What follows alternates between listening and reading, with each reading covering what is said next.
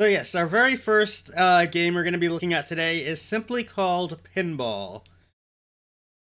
It was released on the Famicom in 1984, later got ported to the Versus system, and then was released for the NES in October 1985 at the first launch in New York. There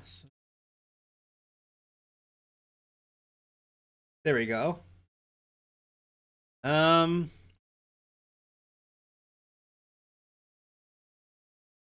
this was developed by HAL. Truth be told, and as much as it's an early game, like compared to a lot of its contemporaries on old consoles and computers, you can definitely tell some of the direction that video pinball would go in. At least, certainly for Japanese developers. And hello, random salient. Sorry, I did not say hi to you. Hope you're doing well today. Uh,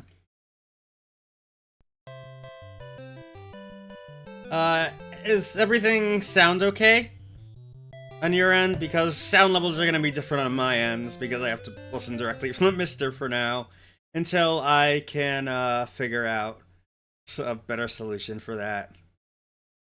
Hi, Alfie. It's good to see you. How are you doing? Yeah, Hal actually was the developer of this particular game, or at the very least, a lot of the staff that would come up to Hal's later games. So, hold on. I did that. Okay.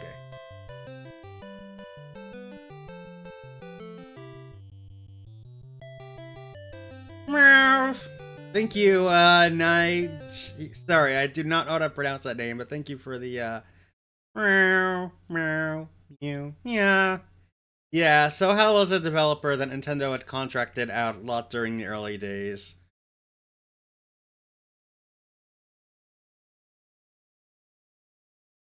So yeah, just gonna do game A. So the control scheme is actually basically as you'd expect. The D-pad controls the left flipper, and the buttons control the right. And that's really all you need to know. The physics is certainly probably the thing that has just not aged well, besides for the overall general simplicity of the game. But it does have a bit of charm, and just the fact that they decided to get around the screen limitations by adding multiple tiers, I think, was a really neat idea. Like, I'm not sure if this was the very first game of video pinball to do that, but it certainly was one of them. And rather than, yeah, attempt to just scroll up and simulate an entire table at once when you can't actually see anything, this one, or just go for a weird angle, which was very true in a lot of the 32-bit games, honestly. They would just kind of go at an angle. But yeah, the physics are a bit weird. Oh well. Yeah, I just got bumped right into the out lane. I mean, I just got, not even the out lane, it just got drained right down the middle there. Ah, hi Yuria, it's good to see you. Yeah, that's interesting. Sorry, I won't always be able to look at chat when I'm trying to pinball. Even though these games aren't like at all time-based, there certainly are times you have to look out just to make sure that the ball didn't bounce the wrong way and now it's heading on down the other side or anything. But yeah, you can see also some elements, just make note, besides for just the general features that are common in pinball tables, like those slots at the top there, and out lanes and stuff. It's also got a slot machine right in the middle that has 7 Penguin 3 right now.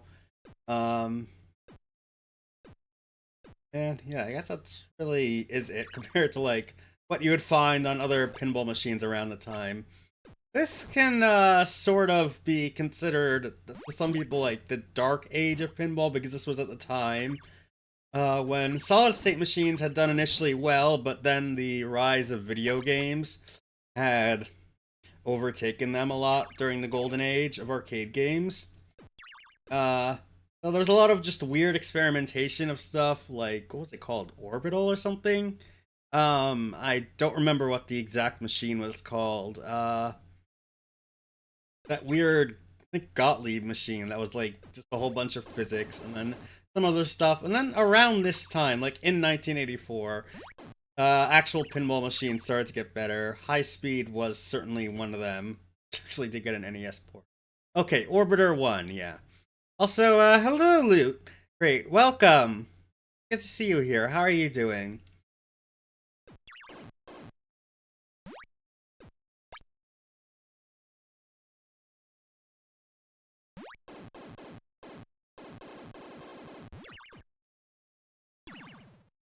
Oh yeah, I'm about to say activating those chicks gave me some kickbacks, but unfortunately those did not help me. There also is in fact a mini game in this one, so that is another thing they added kind of to the video pinball formula to do things that you can't really do on a physical table. Um, is bonus games and stuff, and that would be very big on the Naxat Red Technosoft tables there. And it just immediately went to the out lane. Yes, I know what I said there. So let's just try this one again.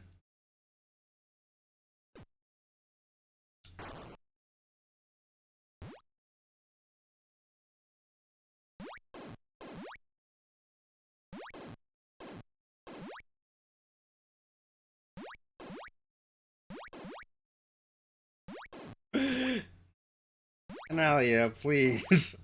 The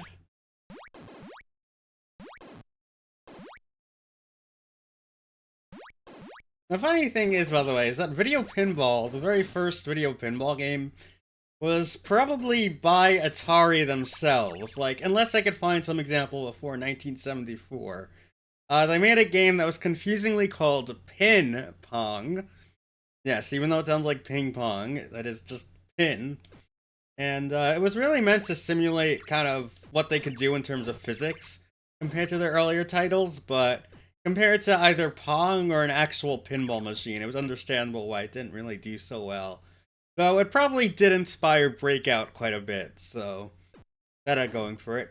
Certainly, I think that was the first vertically oriented arcade game, so all you Tate Mode fans can thank Video Pinball for that.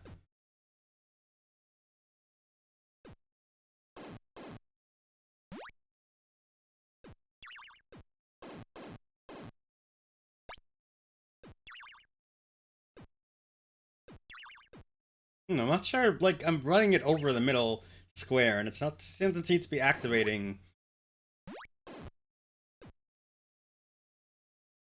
Not sure what you actually need to do to stop that middle slot.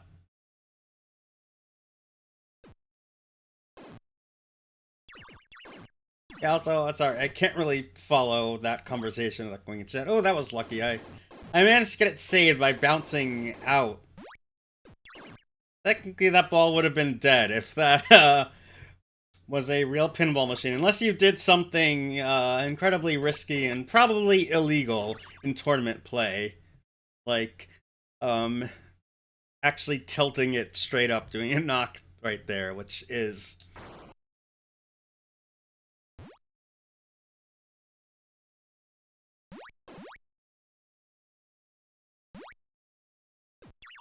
Which I do know is possible. Like, I have seen pro players do that, but...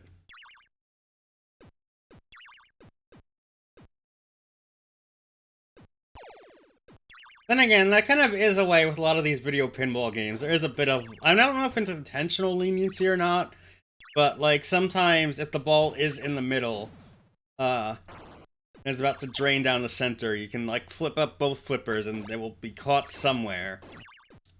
Not like that.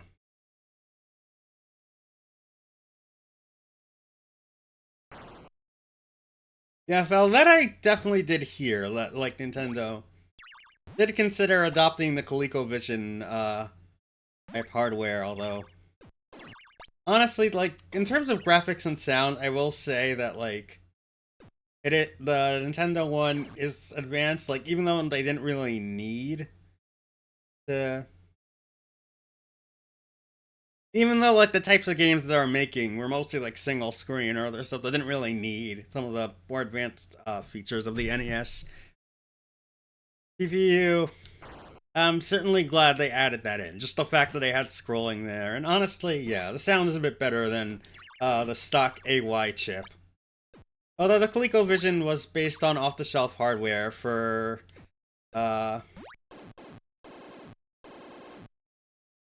reasons for that one, I am unsure. Like, I'd heard that it might have originally involved some kind of contractor, but I think that was just the Spectra Video computers.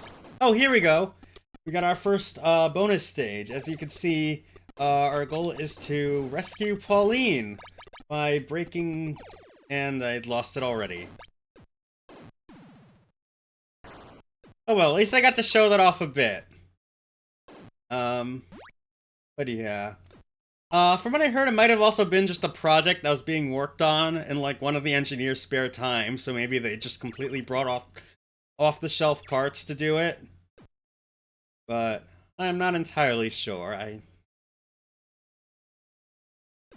know that particular with Spectra Video computers that ended up inspiring the MSX, that when they'd want to make something, they had just look for a Hong Kong contractor, which essentially just cloned the Coleco hardware because of the fact that it was entirely off-the-shelf parts anyway. It's not like they had to put in any custom chips for that. And certainly, as much as I was talking about some of the NES advantages, the TMS 9918A was definitely a very powerful graphics chip for its time. Just having 32 hardware sprites and lots of colors and different screen modes and stuff. Put it very far ahead of the competition.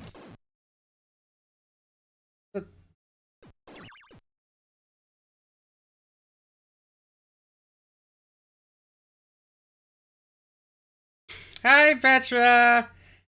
Good to see you. How are you? Yeah, the pet clear command is disabled for a reason, and yeah, you can look down below for that. I honestly considered keeping it in, but also, like, it would just get confusing. And I think people like having channel point redemptions. Oh, Phil, thank you so much for the gift sub to Petra. You enjoy.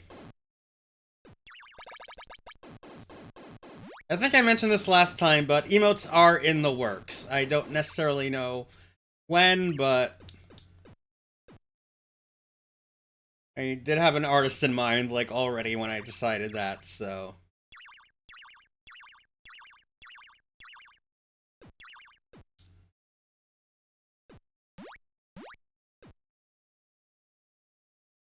Yeah, thank you, Dork. Actually, I mean, I can consider a pet emote just with limited slots and, you know, money and stuff.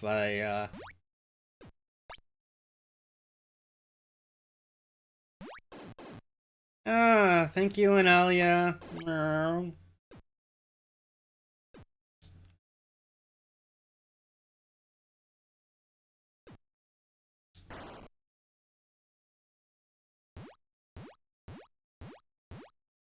Oh, me too, Doric.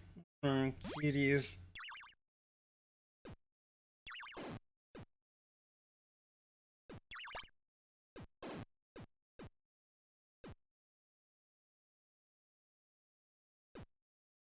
Oh no, I will be trapped in the pets.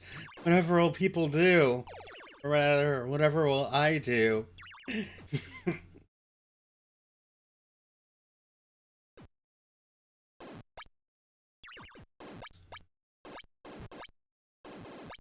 Yeah, Alfie, I considered getting one, but just in general. Oh no, I unlocked the exit.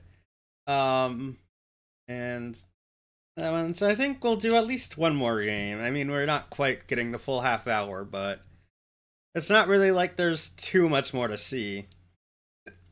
With this.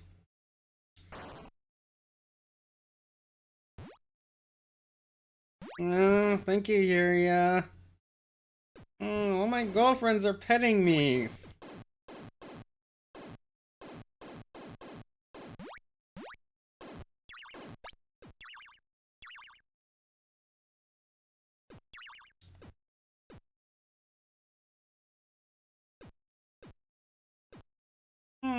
trophy. Thank you. Oh.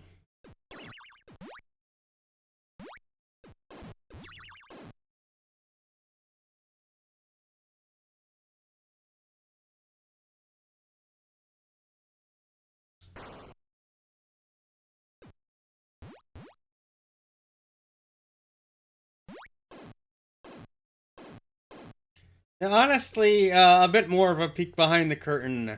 I considered, like, keeping, my suggest a retro game redeem and then putting it to, like, a high amount in the thousands. But I also don't want to discourage people from doing redeems right now, so I think I'm gonna hold off on that, like, a few weeks until, like, theoretically someone could have amassed enough channel points to at least get close to that.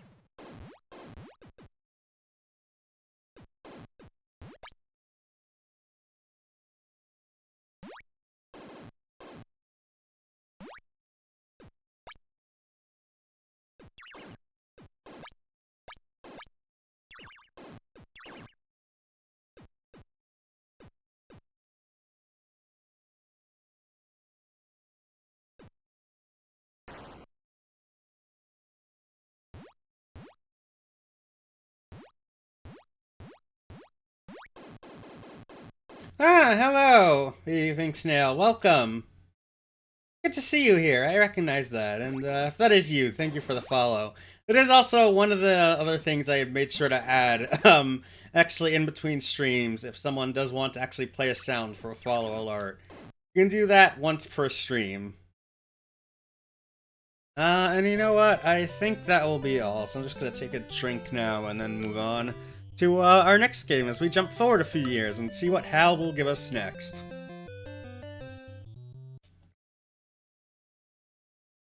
And I hope you're doing well today.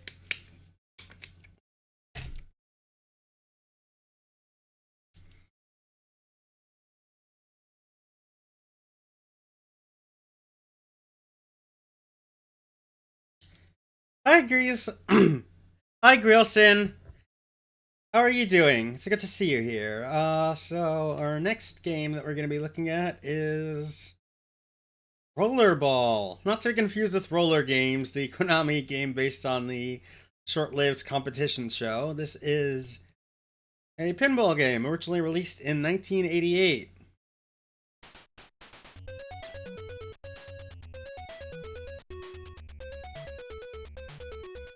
Ah, okay, that's it. You found me from a Spacey Bat. Yeah, she's good.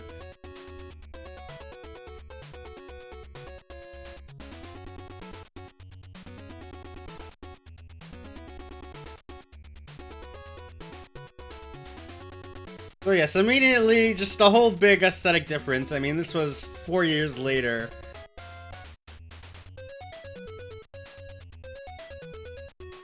Yes, she is a bat.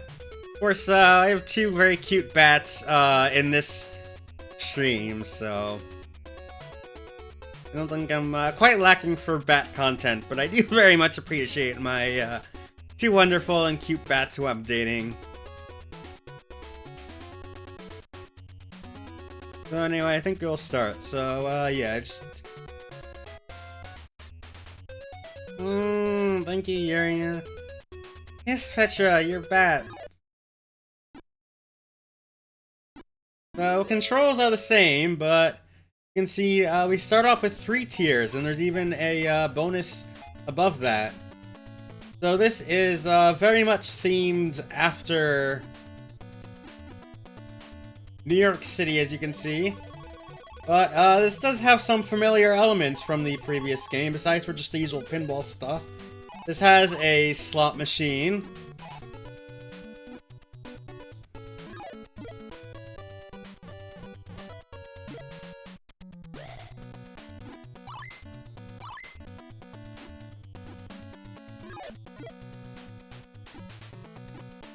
And you can definitely see the influence from earlier NES pinball.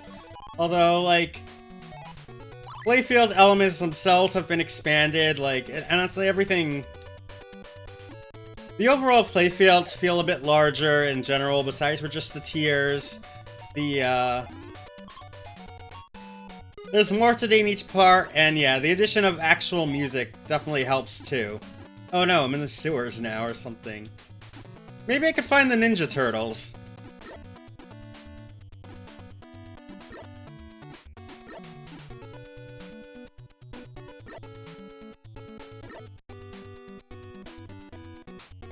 But yeah, I do think the music honestly goes a long way, and I drained.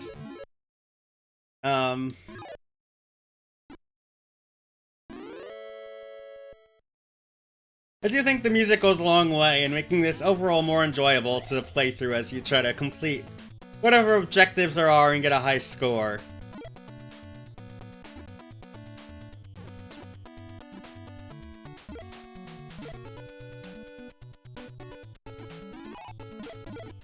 Like there it says open gate. I don't know what that actually means, but...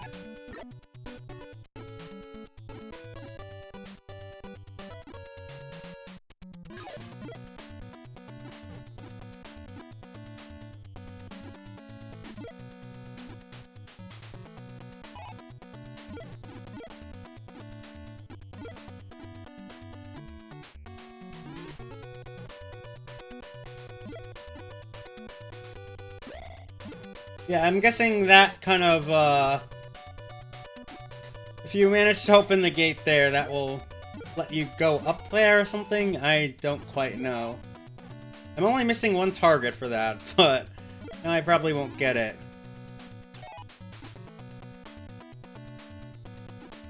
I can kind of hear that, Petra.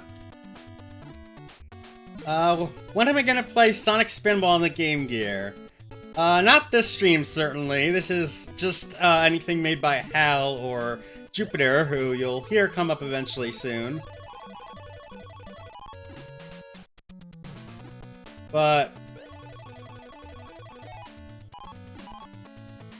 I might look at that at some point. Maybe that could be in, like, one of those, short game things, because I'm not sure if I want to play that all the way through.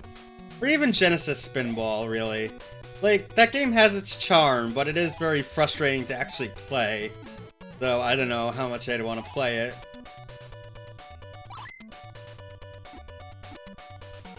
Yeah, honestly, Genesis Spinball, it's got some... Like, the overall soundtrack,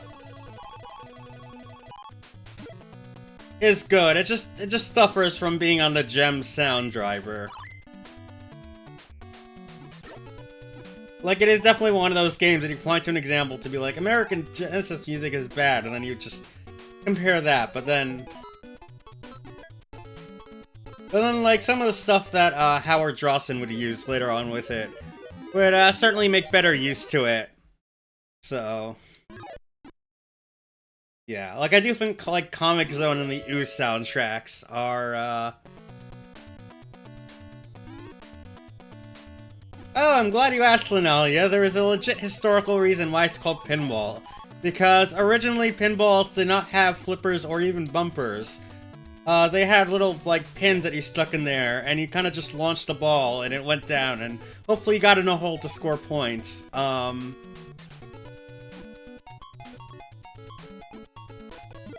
Yeah, Pinball and Pachinko, they're both, based off of an earlier French game called Bagatelle, which was played on a pool table, and pinball became pretty popular during the Depression because it was just a cheap way to get entertainment. Like, for a penny or a nickel, I don't remember exactly how much, you could get like a whole bunch of plays, and sometimes you could get prizes, sometimes you can't. Alright, Petra, enjoy your gay. You have a good rest of your day, cutie. Meow. But then, eventually flippers came, in the 40s. And that's when, pinball really started to diverge. And slowly evolve, although... There was plenty of other, evolutions. One of the ones that you might hear being mentioned is something called an Italian bottom. And that is because of the whole relationship between pinball and gambling. There's actually an interesting story about it in the US. Particularly, in the 1940s, Mayor LaGuardia banned, this story, hold on, I'll get to that in a second after I talk about... LaGuardia banned, pinball games because it felt it was gambling, which actually resulted in a lot of, machines from around that time being destroyed, unfortunately, so... and it lasted that way until 1972, when a, player was called before the court to show that pinball was really a game of skill. And, he actually made a very good shot there that, like, if he hadn't made it, then who knows, what the state of pinball would have been at that point.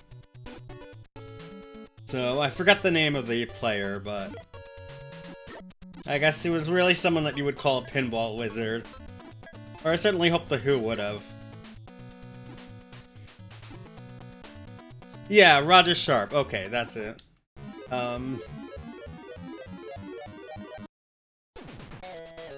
So meanwhile, in Italy, pinball was also seen as a gambling thing, and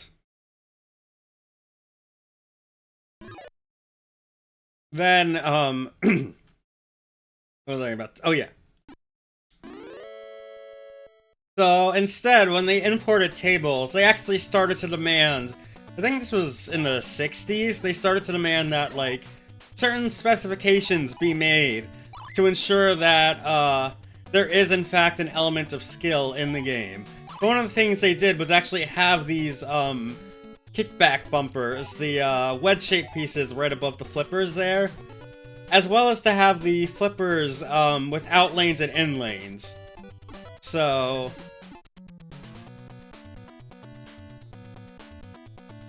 Oh wow, Fel, I actually did not know that at all before.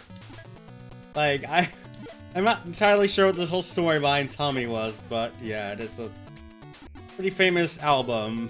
There even is a pinball table about it, which is pretty meta when you consider it. So anyway, so...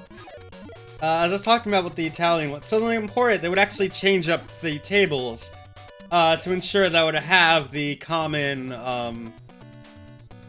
flipper, kickback, in-lane, out-lane layout, and that became known as the Italian bottom. And eventually that just started becoming the standard everywhere, especially as pinball itself became more itself as a game of skill into the solid-state era.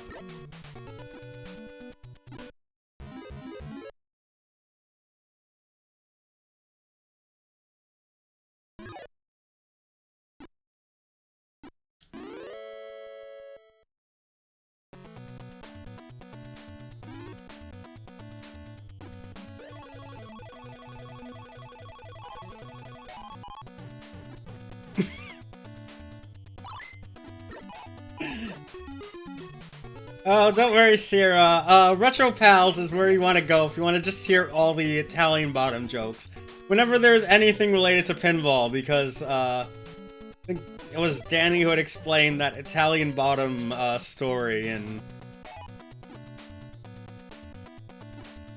Now, whenever there's pinball comes up, they mention it, because, yeah, there was a stream where they actually played through, a whole bunch of early Data East tables.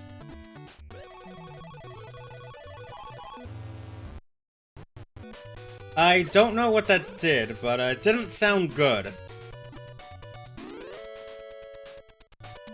Ah, Yuria. I'm very gay for you, did you know that?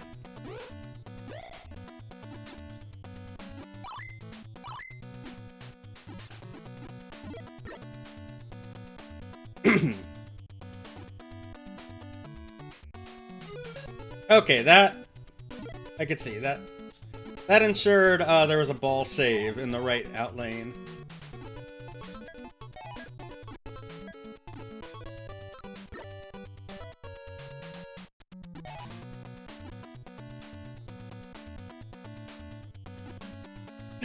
Yeah, don't worry, I'm going to keep it a bit family friendly, but I figured I gotta mention Italian Bottom somewhere. Oh, hi Mia! It's good to see you. How are you doing?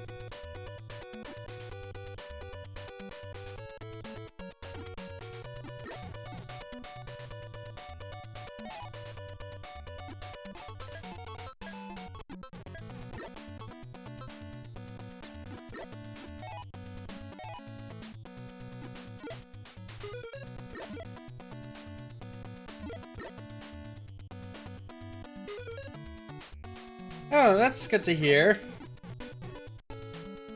What? Canis? In my stream? How could that be?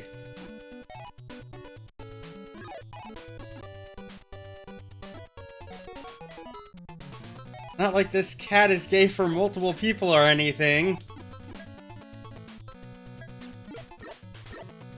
No. Thank you for the head pats, Mia. No. Oh. No. And you too, baby pink snail.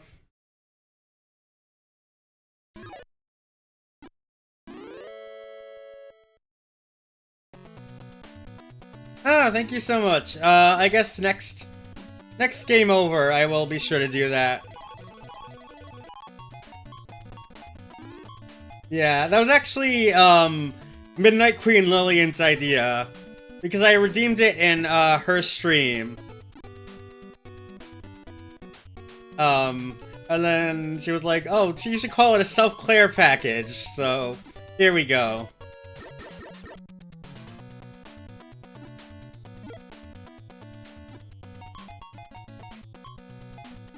Oh yeah, I watch Lillian's stream a lot. Elfie, I know your girlfriends are like around there all the time. And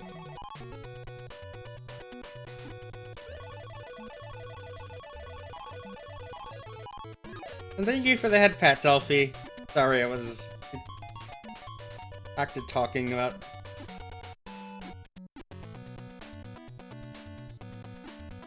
Yeah, I really enjoy Lillian's streams. I mean, I ended up finding her, I think it was probably from Mia or somewhere similar, by way of Azura Stella,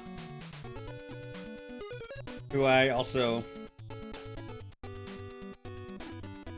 That's kind of how I ended up following that, and, hello, Yuki! It's good to see you here. How are you doing?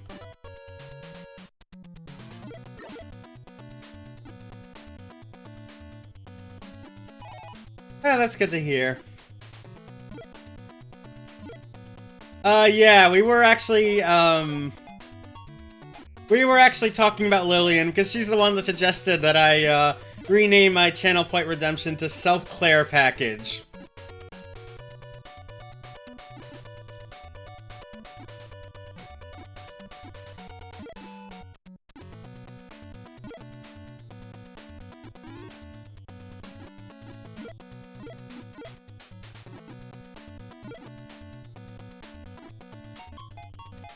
Yes, yeah, I'm just playing this, neat video pinball game that I am enjoying.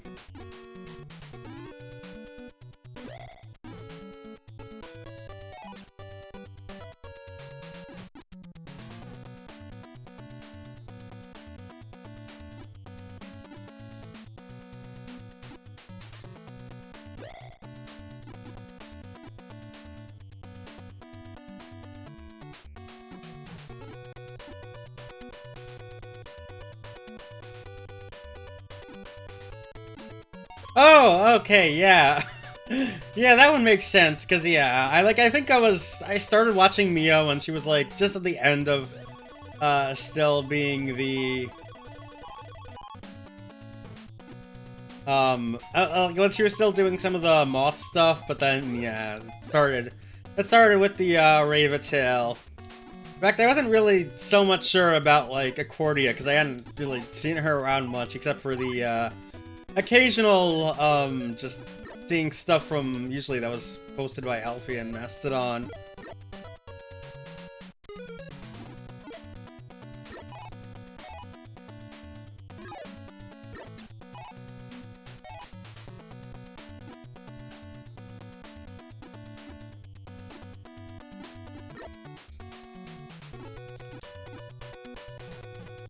Yeah, but Azura is really good. I do enjoy her streamed a lot as well.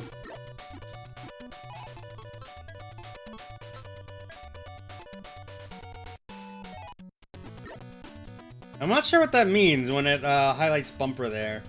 It doesn't seem to be doing anything extra.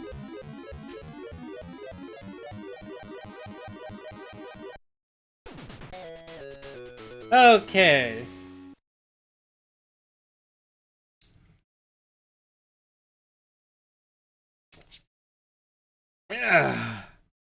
Okay, I think I am gonna keep on playing this for now.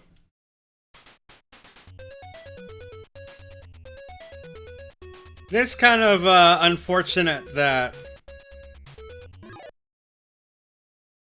Oh yeah, that also was funny too, actually, Elfie, because I knew Cassie originally when she was in Jewel. And that's how, like, I had known her for a while. And then, that was before I knew Doric, because I don't think Doric was on Fetty at all at that point.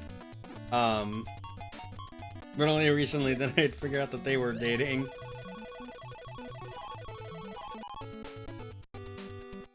No, I'm just pointing out that, like, I actually knew Cassie a lot before I knew you. It's interesting. Hi, Nicole! It's good to see you here! Hello! How are you doing?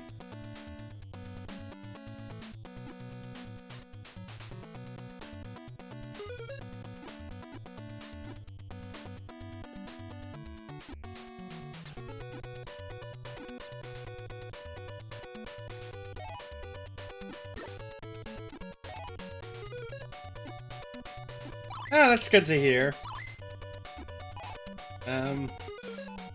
This is the second, HAL pinball game we're looking at. Oh, you're thinking of, what's her name? Rabbit Legs, Lena? That one? Yeah.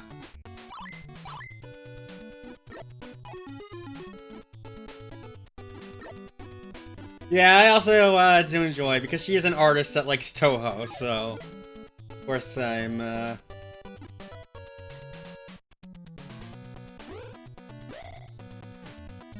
no worries, Elfie. That happens sometimes. Get things confused all the time.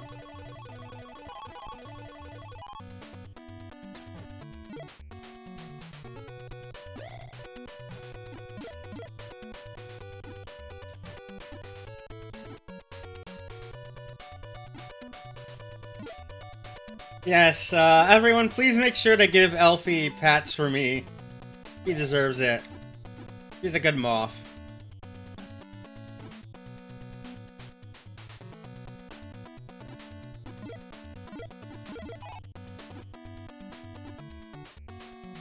Oh, hi, Millie. It's good to see you here. How are you doing?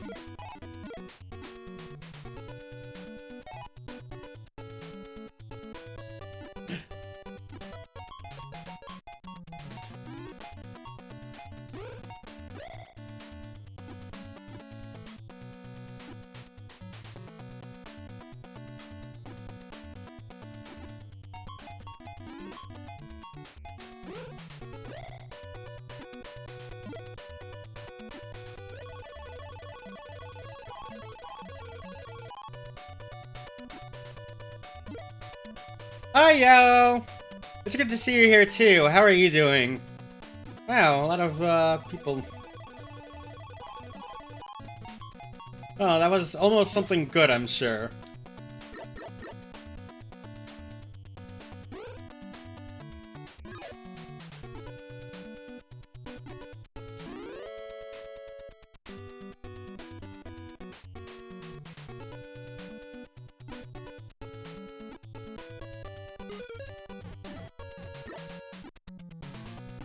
Hi, Caro!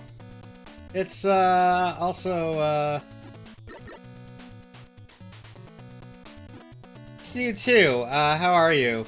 The pinballing is going well. This is only the second, game that I've been looking at, but...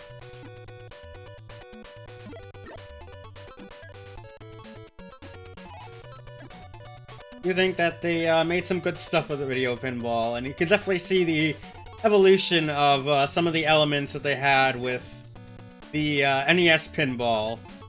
A very original one from the early days.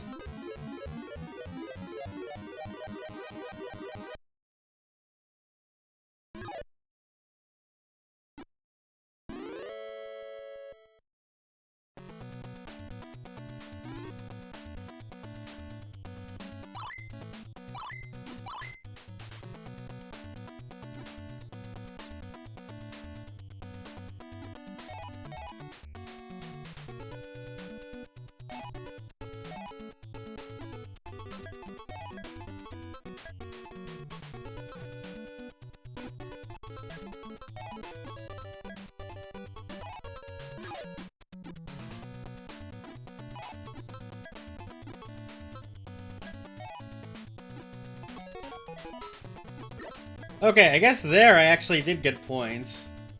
But I don't know what the other stuff does. Oops. Oh, I think after this ball, I'm... Because unfortunately, I haven't seen any bonus stages or anything yet. Like, you probably need to activate this up at the top or something. This is definitely more involved than the previous game, but...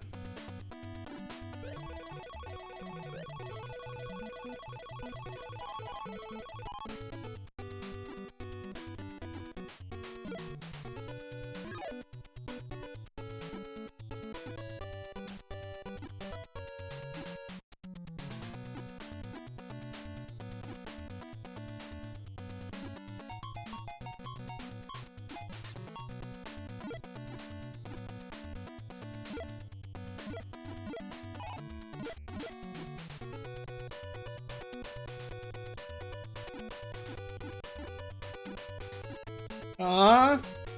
That is very true, Millie. Oric is a very cute and lovely goat and a very skilled musician and game developer. And I do enjoy seeing her stuff a lot.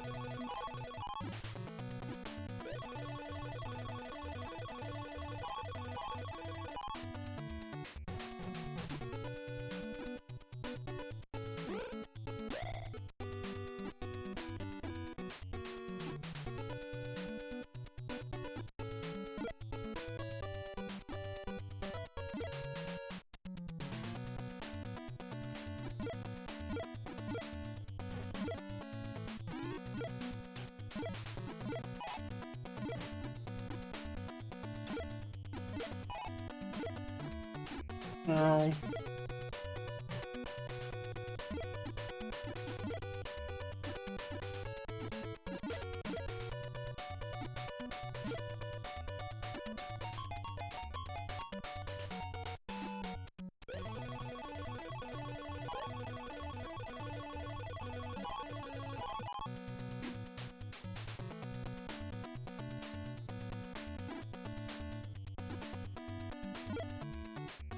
Yeah, probably would be on co-host. I mean, that's where I met you, and Yuria is certainly, first.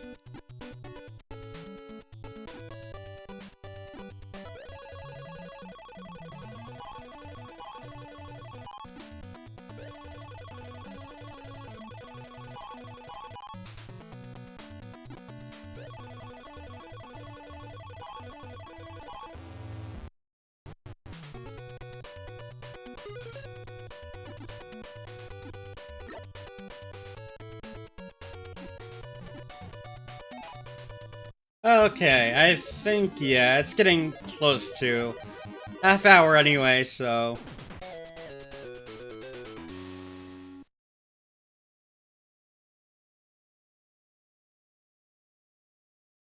So now we're going to move on from the NES to the, Game Boy with Pinball Revenge of the Gator. Let me just make sure everything is... Oh, everything is right there, and also it decided...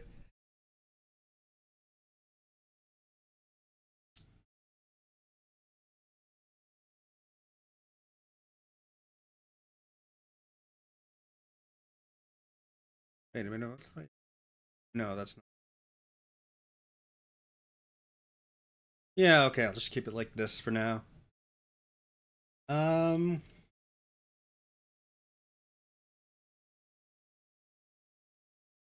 So yes, after this, video pinball ended up kind of moving on to the Game Boy. So this is Revenge of the Gator. I believe this was released in 1991.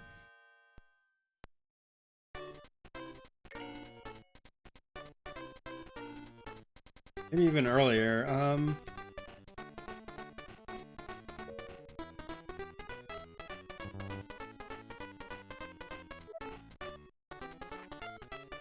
As always, I just, that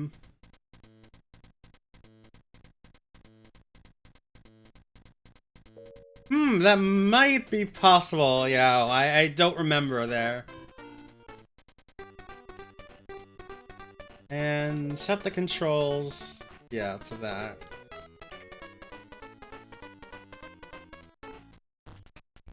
So we still only got one table here, and yeah. The transitions between tiers are a bit more jerky, but...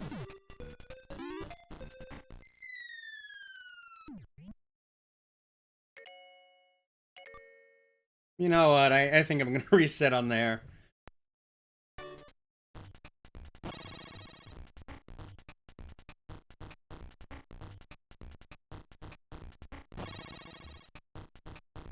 Not that, the control thing honestly doesn't really matter for this game because A and B do the same thing, but... It's just something that I like to set whenever I play original Game Boy games. Because I like to just use, this core.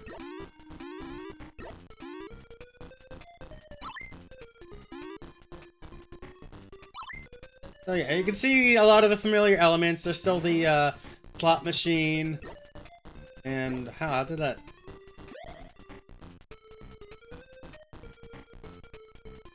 That ball saver is actually making things worse. Yeah. I do like that animation though, that when that gator just swallows the pinball. Soul Blazer isn't actually, I mean, I do own that, but it's not a pinball game.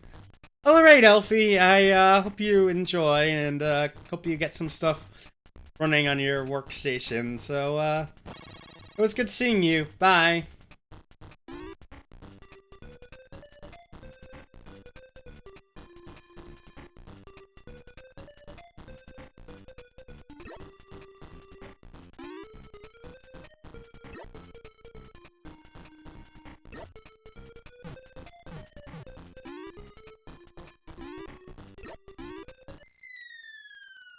Wow, it seems a lot easier to drain in this one than the previous two.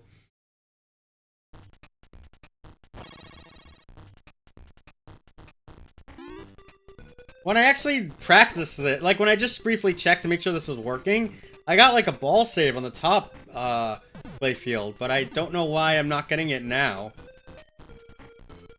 I don't know what actually activates those ball saves or not. I play a bit of pinball. I am not very good at it, although... especially thanks to some of the stuff that Flannel Cat's been doing, I did get more into it. And there are some nice arcades around in my area that actually do have some pinball tables, so I sometimes play, just not very well.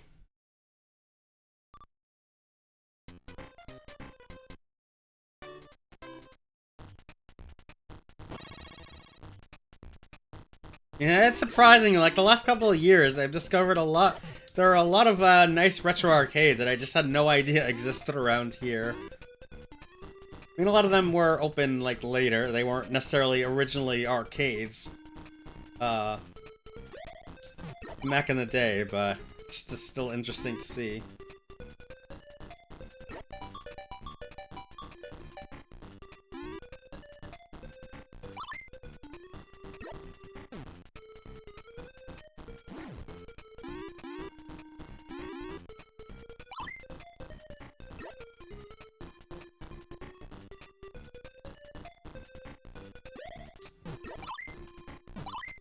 Yeah, like, and the only problem with having the ball save there is that it does manage to get to that, lower playfield. then that trick of having that hole be able to launch you would not work.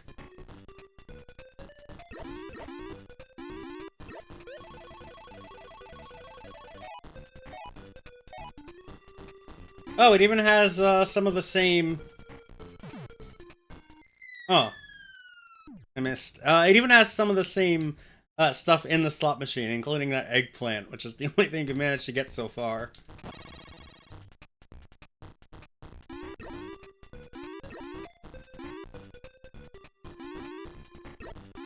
Okay, okay, I guess that's what activates the ball save. You gotta get it in those 4 slots there.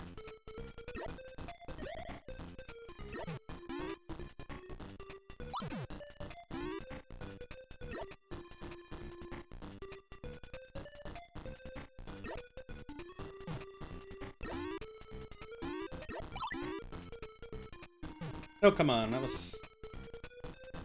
Hey.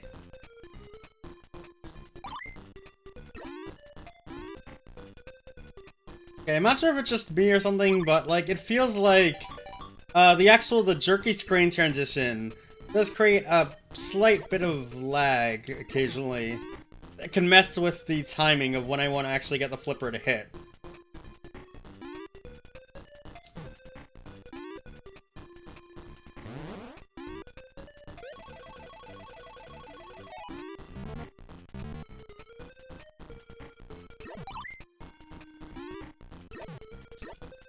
Oh, come on.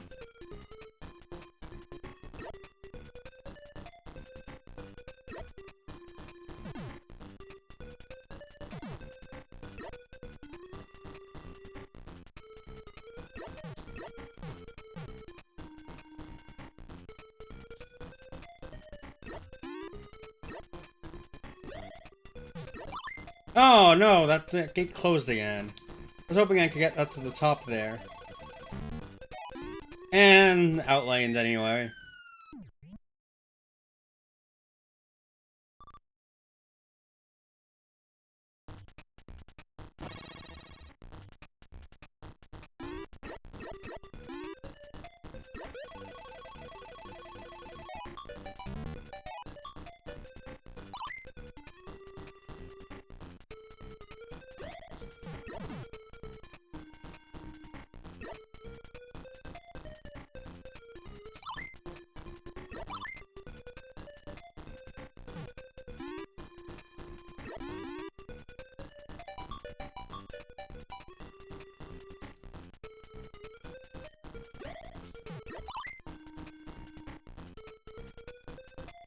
It also doesn't help that, yeah, there sometimes is like a lower and upper view.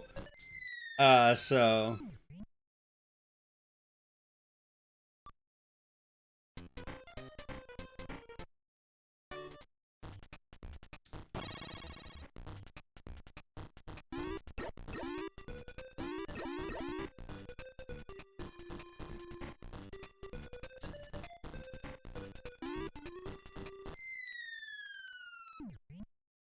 Ah, hope that's going well, Doric. Feel free to lurk. Oh yeah, by the way, that is one of the other things that I made sure to add.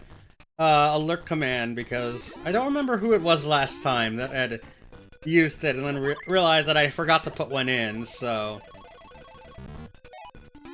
For anyone who's used to that, yep, just like that. This is not going well, but I'm gonna play it through anyway.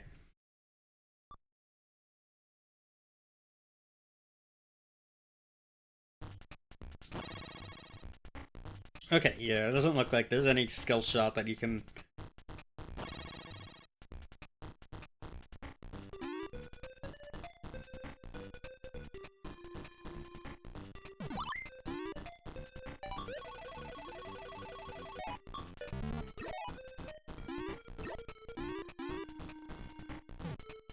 I just want to make it up there, but it's surprisingly hard because it seems like whenever I actually manage to unlock it, I can never actually get the shot to get in there.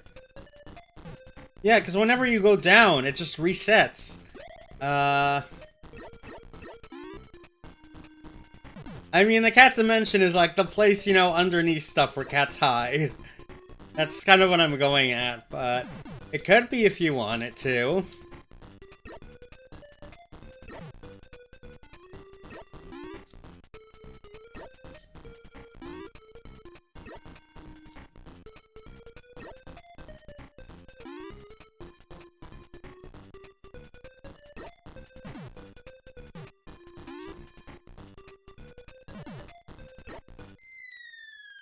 And that's that game.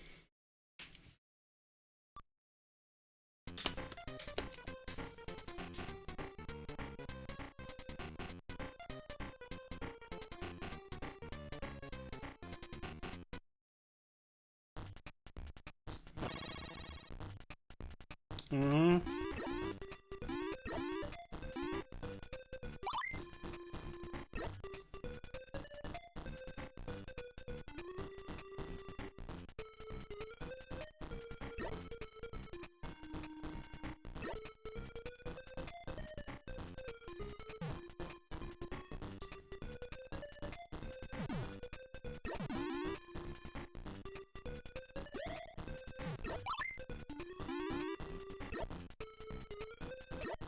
Okay, so what does that star do? I don't actually know, and you can see I kind of got everything to slip through. Oh, here we go! Finally, a bonus stage! So this looks like...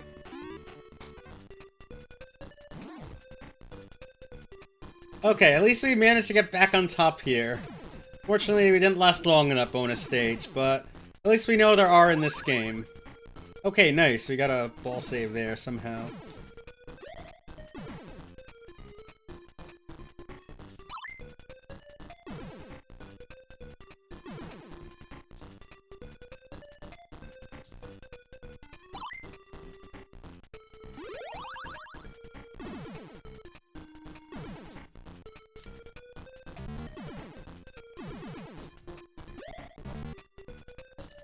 No,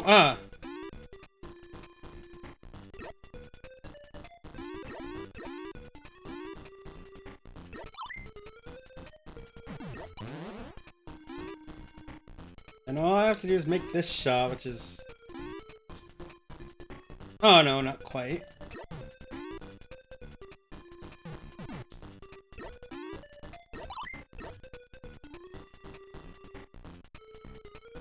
Oh, no.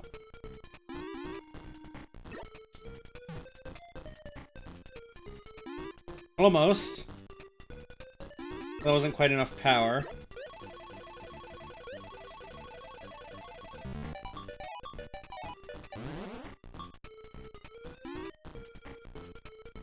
Like, there's gotta be some easy way. I mean, it's an 8-bit pinball game. Okay, at least we got back up to the middle there, but unfortunately that did reset. Progress. Okay.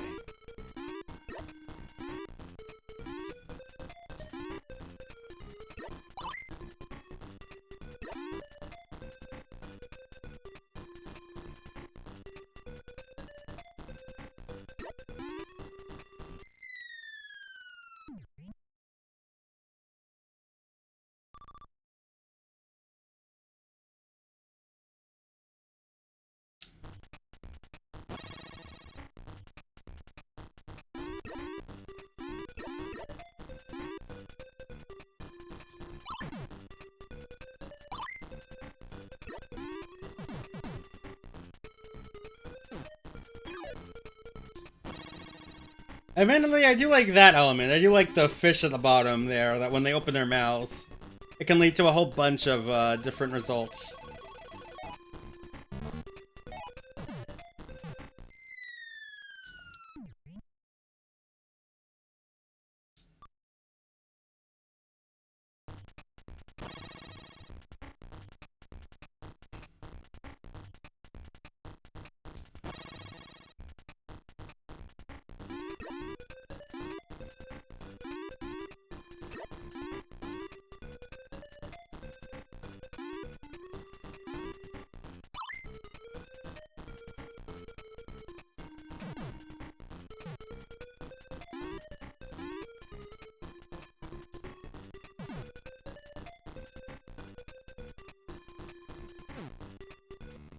Okay, we're back in this bonus stage. Maybe I can actually do better and not immediately go into the out lane.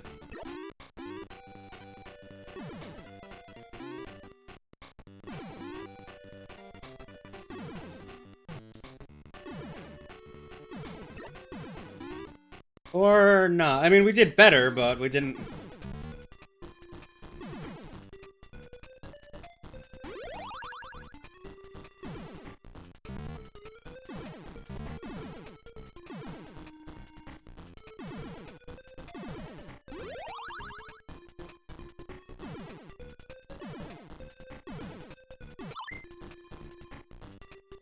I also don't quite know what you need to do to open the door.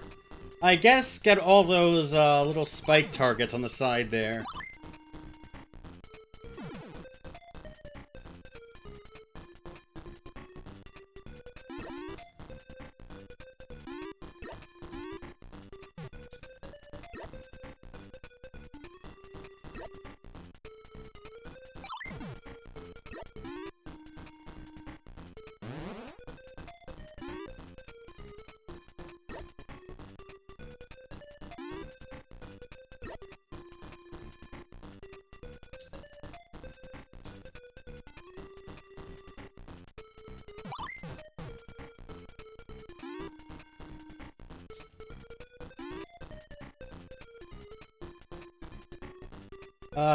Are you gonna roll back down eventually?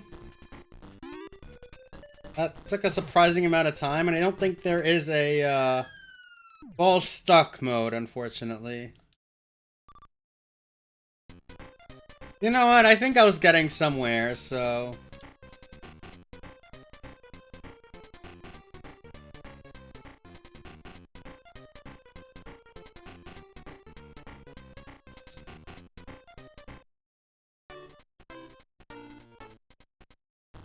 Yeah, honestly, my big moment of actually getting a ball stuck in an actual pinball table was years ago, before I really cared at all how to actually play. This one bowling alley had a Stern Roller Coaster Tycoon table, and somehow I ended up getting the ball stuck, and it was there for a while. It eventually freed. I immediately hit it into the information booth hole, and it just stayed there and started racking up points for, like, several minutes. Like, I just left to go look at something, and then I came back and it was still doing that. So, I don't know what exactly caused that in particular, but... that's like my one big pinball story of me accidentally getting a lot of points from getting a ball stuck.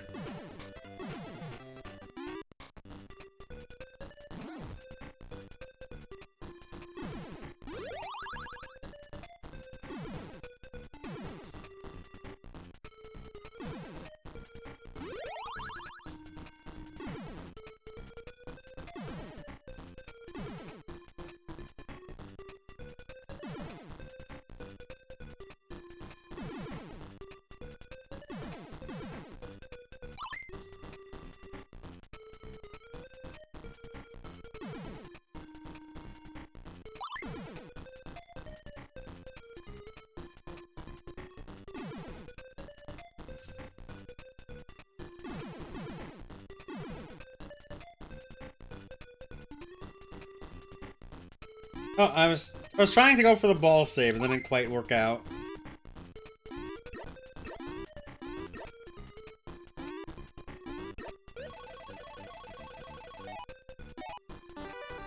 Oh, nice! Fish is an automatic, ball save. I guess we now know what something does.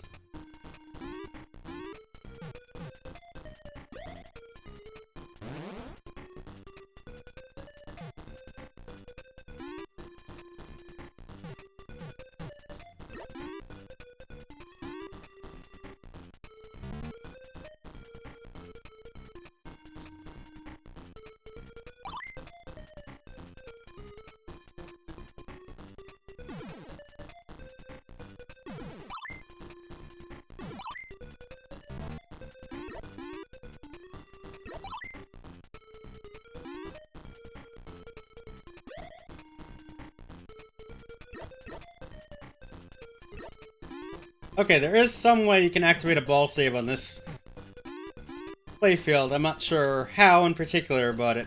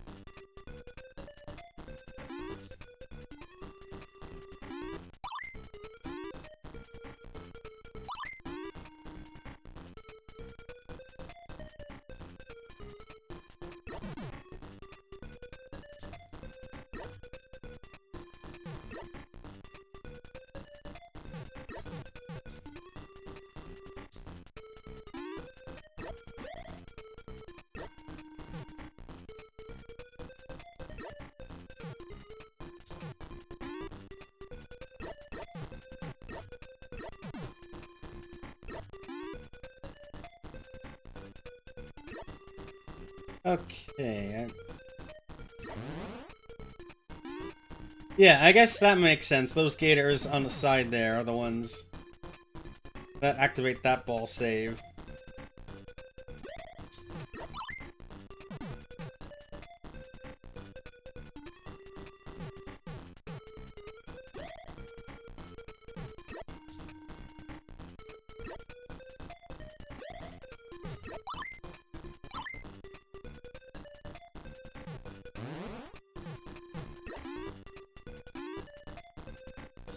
Come on. Just want to get it up there.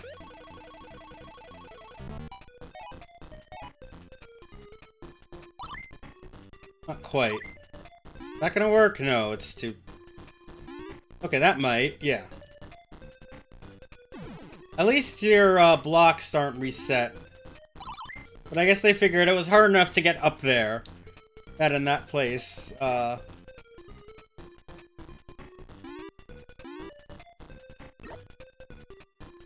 It would be, that case, you might as well keep it there. But for this middle playfield, it is easy enough to get up.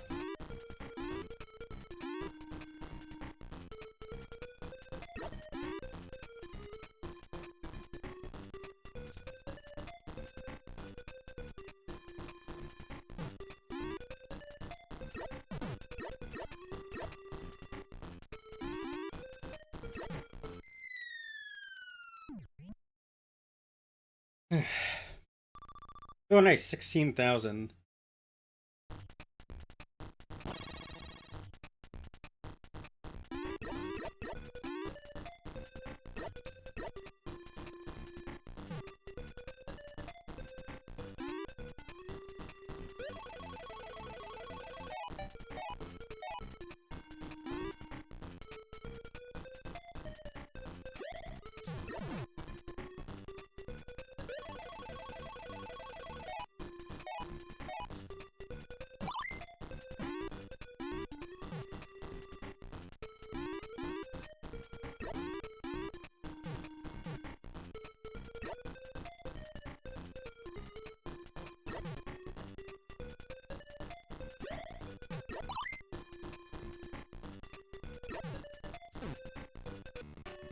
Okay, we're back to this bonus stage again. And immediately...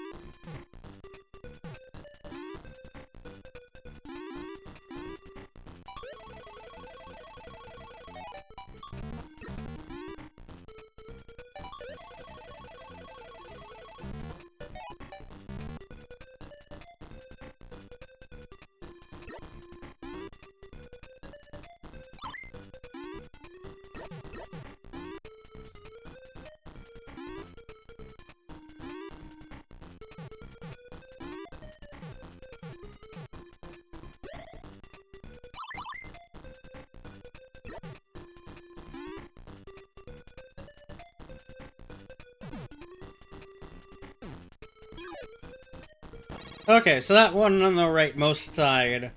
Middle I know takes you to the bonus. I guess left takes you all the way up to the topmost playfield. And, yeah, rightmost just takes you back to the launcher.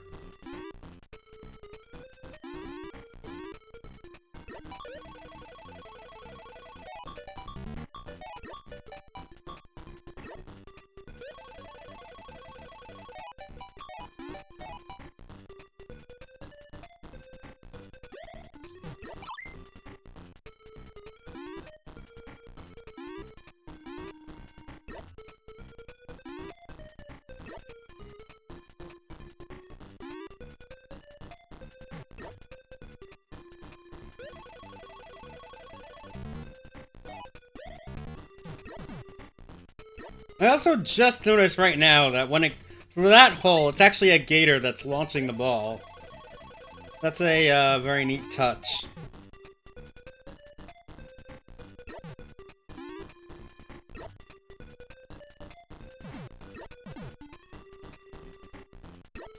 Oh, I missed actually getting into the bonus stage. You can't seem to get it from the top. You have to actually shoot it up from the bottom. Okay, how am I doing on time? Yeah, you know what? I think I'm gonna be done with this game.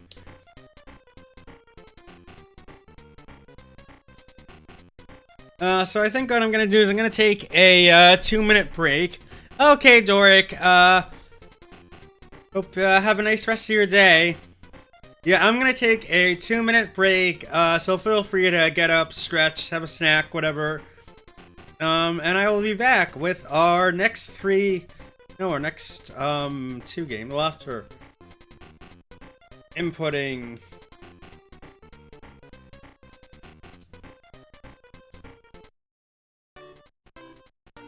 What should I? Yeah, we'll be back with our last 3 games. So we hope to see you soon.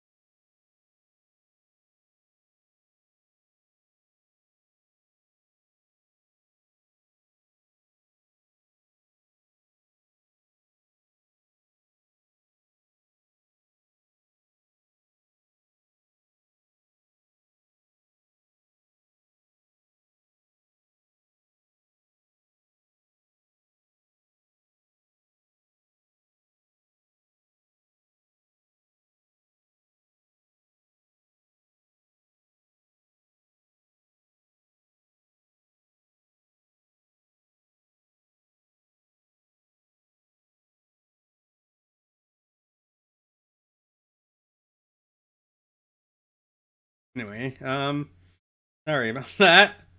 Hope you had a good break.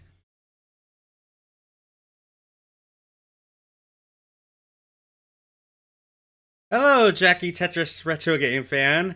Welcome. There are 6 pinball games. You're on game number 4. So, as I was starting to explain earlier, um, there were so Hal was in financial trouble, around this time in 1991. So, in the end, Nintendo agreed to rescue them, under the idea that they would get some more creative control and would also appoint programmer Satoru Iwata over, as president, who later on would become president of Nintendo for 15 years. Um, and one of the games that they were developed at the time, ended up was changing from a rather weird name to Kirby, and that became one of their most successful IPs. So, of course, they would combine that one with their pinball to give us, yep, it is Kirby's Pinball Land.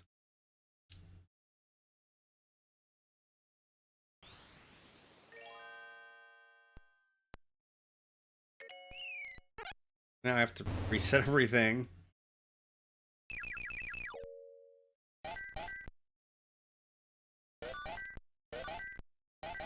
Hi, Dream Harrier Live. How are you doing? It's good to see you here. I always set it to 2H just so I could keep grayscale.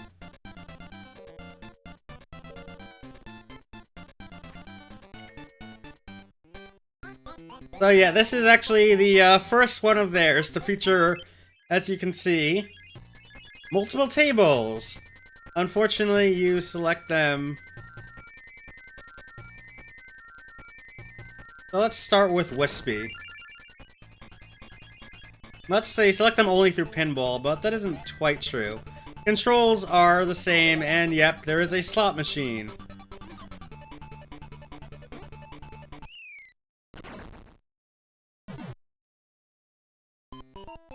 Okay.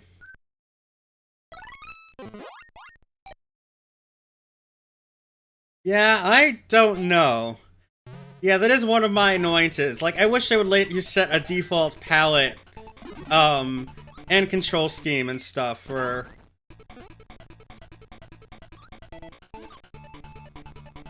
at least for games that don't support any, external palettes or anything. God, the controls feel, like, a bit laggy. I don't know what's going on here.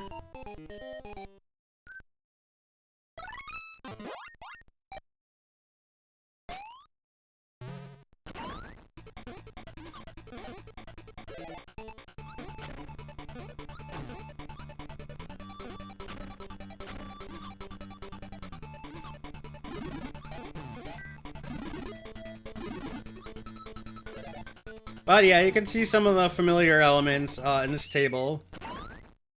Oh, okay. We're gonna try this one again.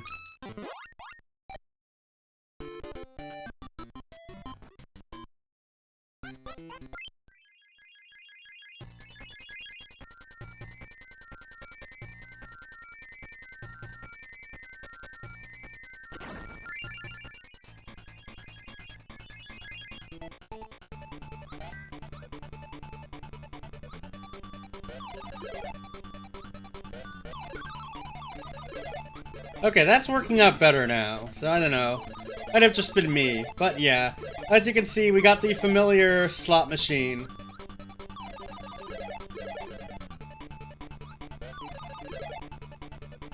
In this table. Hello, Rabbit Legs! Welcome, it's good to see you here. Oh, I didn't quite get that. I'm not sure how I drained there. Yeah, but I am looking at, some of HAL Laboratories pinball games dating all the way back to the, early days of the NES, so...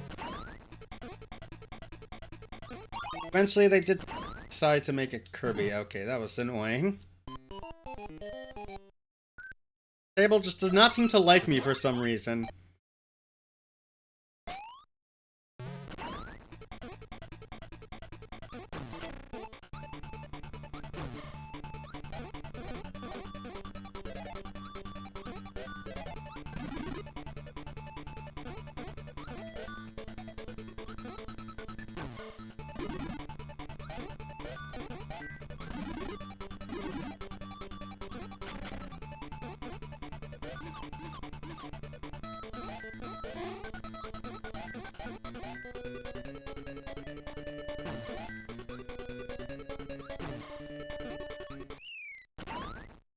I do like that there's a possibility of being able to save the ball if you're quick enough, but it doesn't seem to work too reliably. Yeah, yeah, Fel. Smooth scrolling was also not on, was not on Revenge of the Gator either, so it might have just been a hardware consideration. Either from technical limitations or from just the Game Boy screen in general, that they didn't want to make it scroll.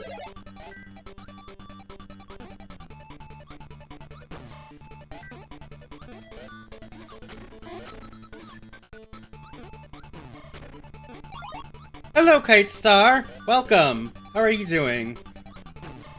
Also, how are you doing, Rabbit Legs, in case I hadn't asked you? Or, like, should I call you Lena or Rabbit Legs? Either of them fine. I did not actually know there was a colorized hack for this. Like, is it like a full-on DX reprogramming, or is it just, like, add some colors within the original Game Boy 4-color limitation? Thank you for the follow, whoever that was.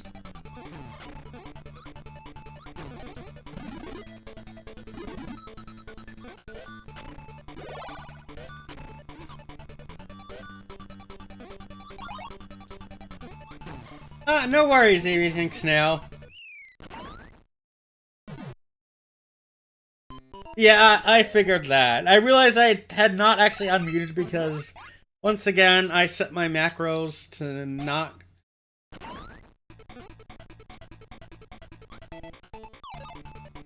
Okay.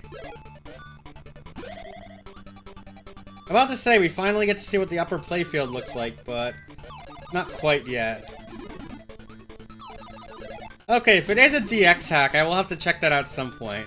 Not right now, because I would have to download and patch it and everything, and that would take too long, but...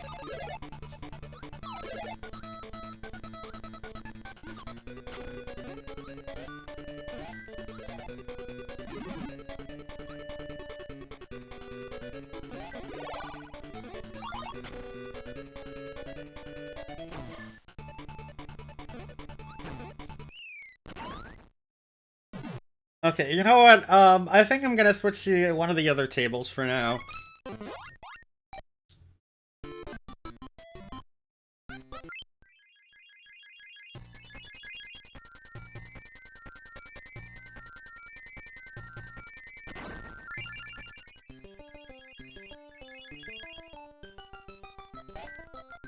But yeah, we definitely saw the slot machine. That's like this.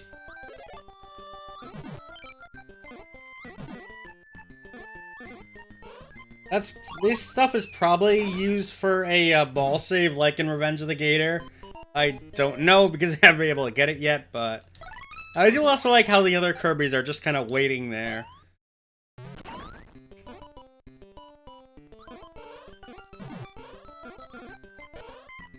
Also, that Scarfy looks very friendly. I say it is a drain.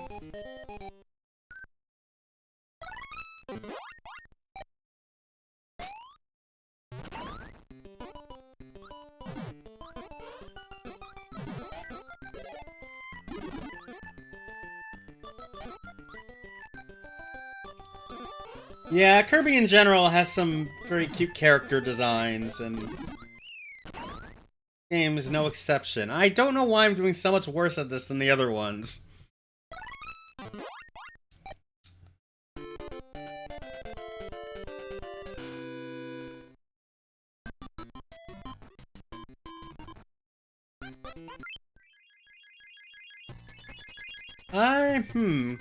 Kite Star, I think there are, like, the alternate Kirbys definitely appeared long before them in, like, multiplayer stuff. Yeah, Superstar definitely had some multiplayer features, and there are other games as well. Did Return to Dreamland? I don't remember if Return to Dreamland did, but... Like, maybe I'm just confusing that one with the Amazing Mirror, which just has that as a mechanic, where you can summon buddies even in single player.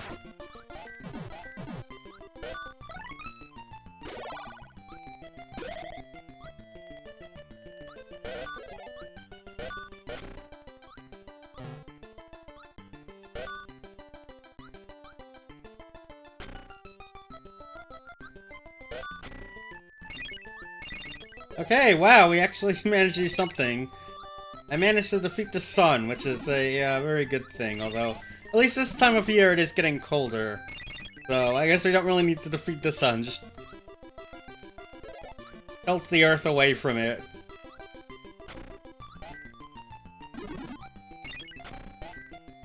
Plus, there kind of would be a whole bunch of issues if the sun actually went out. Okay, there we go. Now we got a ball save here.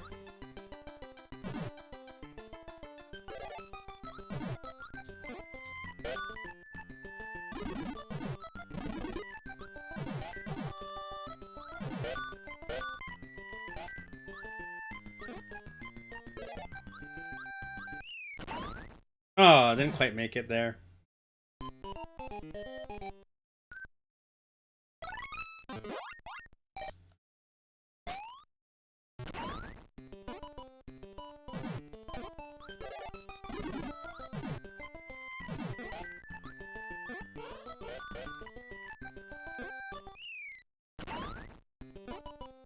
Okay, yeah, maybe you have to wait until all the way you get it right before you get down.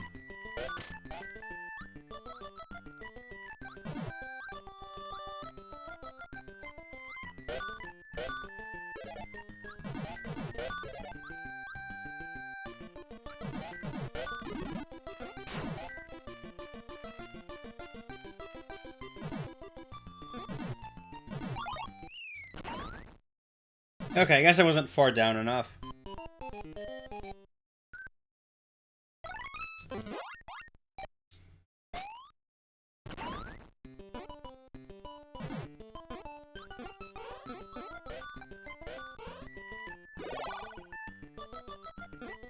Okay, at least here it seems easy enough to actually get the ball save. Okay, yeah, I keep on hitting it too early. I'm gonna try this table again. I do like this one more than the Wispy Woods. At least I seem to be having a better time.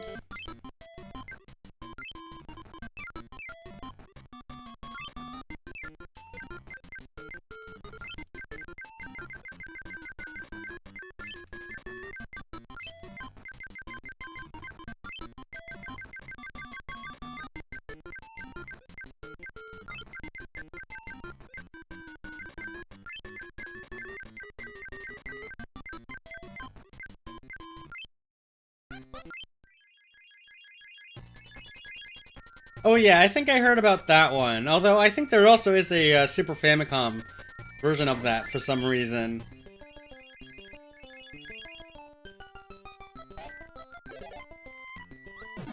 To be honest, the Kirby spin-off that I want to play the most is Tilt and Tumble. But I only have Game Boy Advance SP, so I'd have to... So even if I got a copy of it, I would have to, like, actually compensate for the inverted Y-axis. Because the cartridge would be facing the other way than what the game would expect if it were actually run on a Game Boy Color or original model GBA. Okay, it is a Super Famicom one.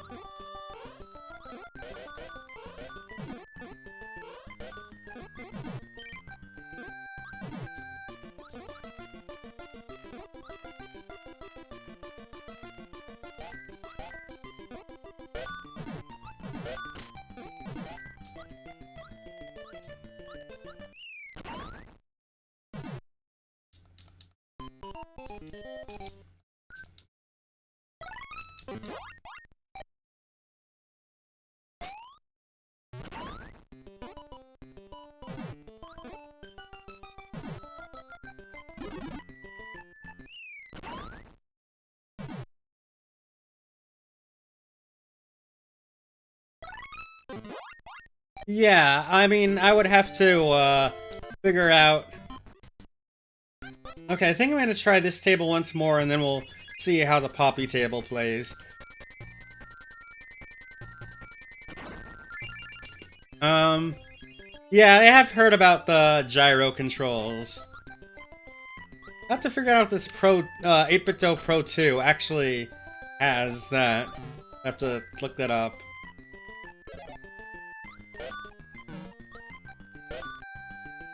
I don't think any of my other controllers do.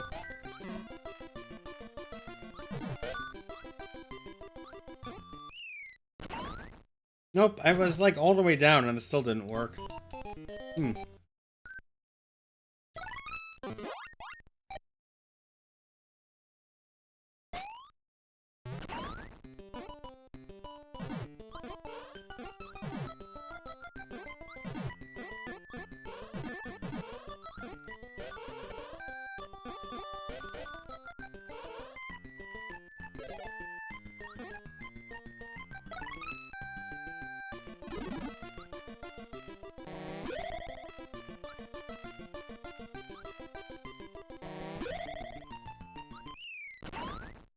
I don't actually know how that scarfing mechanic works.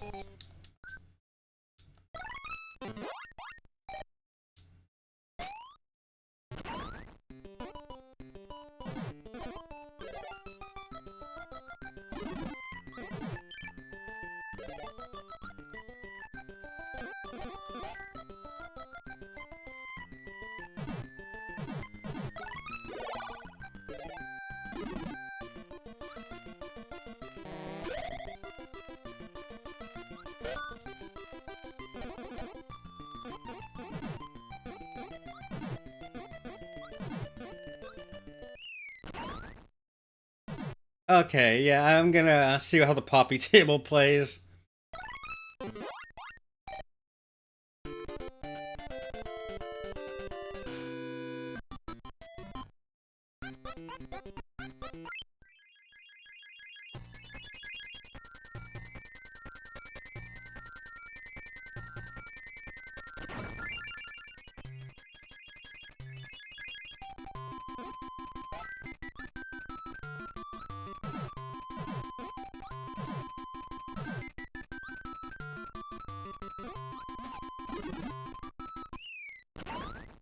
Oh. Hey, Astral Vortex, welcome! You're enjoying the stream, and I hope you've been having a good day today. Yeah, this is a neat game. Unfortunately, it seems to be treating me worse than the previous games I've played, as you can see right here.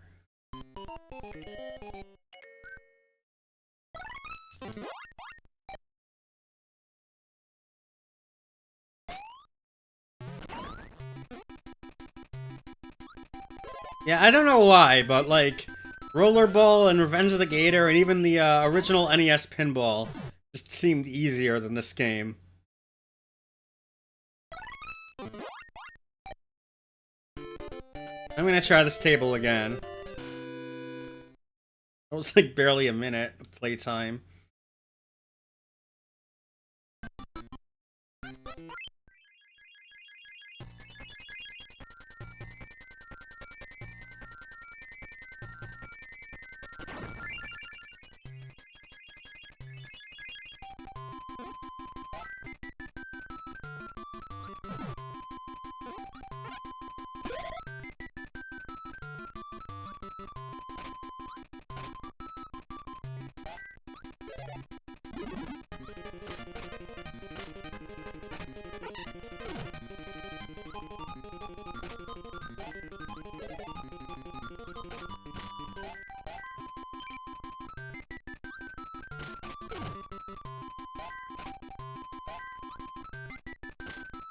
The objective here, can you say something about...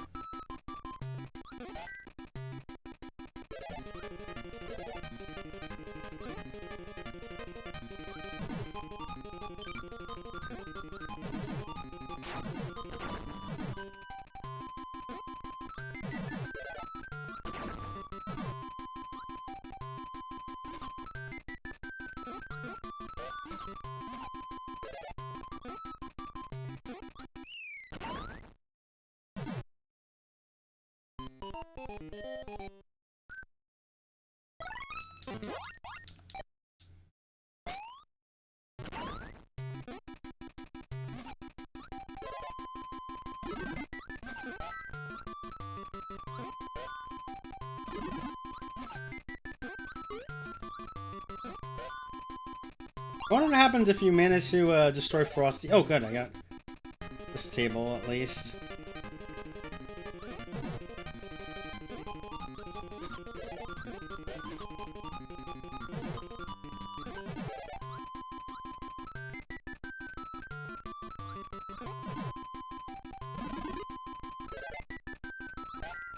I assume the maximum tomato is a ball save, like it is on the other tables.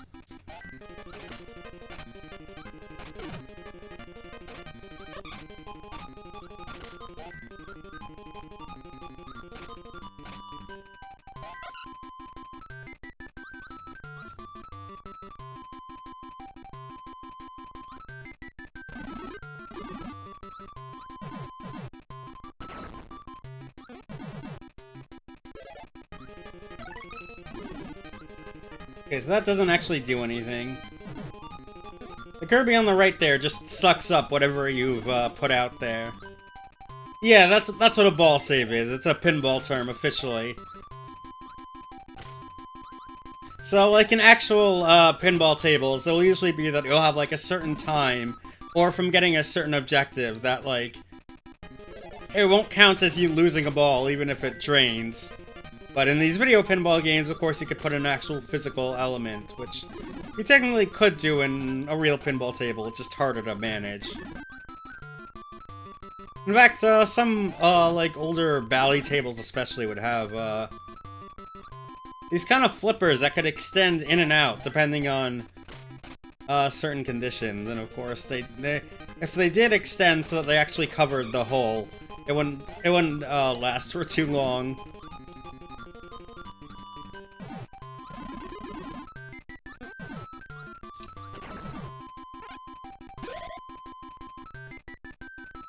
Yeah, unfortunately, getting knocked off a tier resets our objectives. That is something that I've learned in all of these games.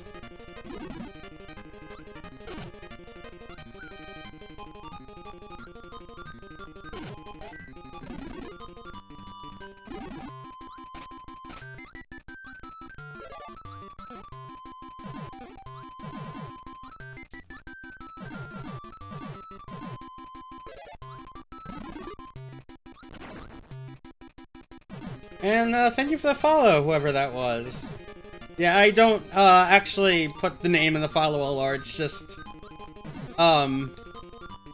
either because some people don't like to be called out, and also because there are occasionally trolls. Although not really in this stream, but I have seen in other streams. It was enough to make me cautious. So I do actually have a channel, Flight Redemption, if you want the sound, but if you don't want it, that's alright too. Wow, that was an immediate drain. I think I'm gonna try each table again.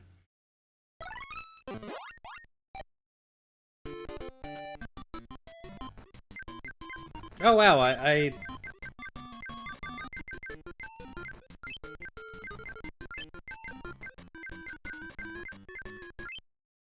Oops, I did not mean to press the start button that early.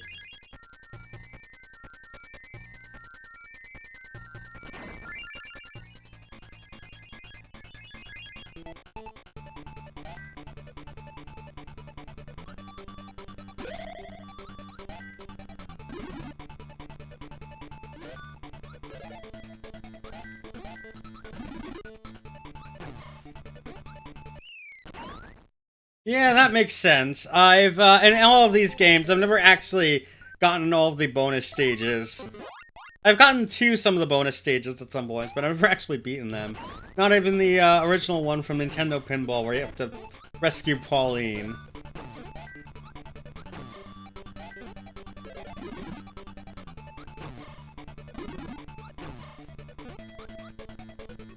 Oh.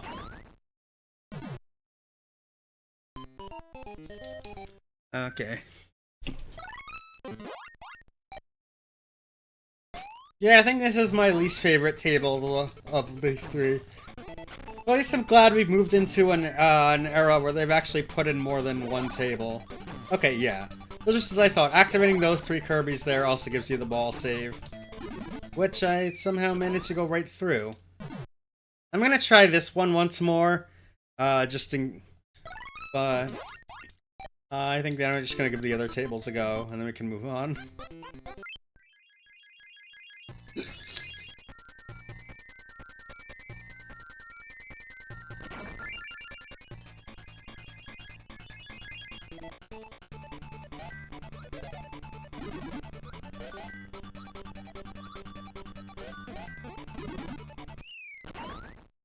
Like, you saw how quickly that drained.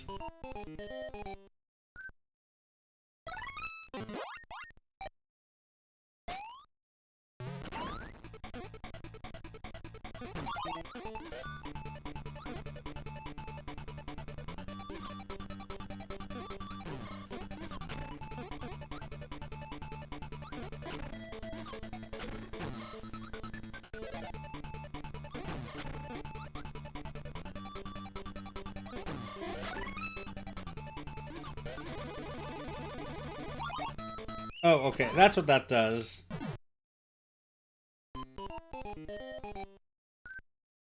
I don't exactly know what happened there, Kirby, but you seem to be glitching out a bit.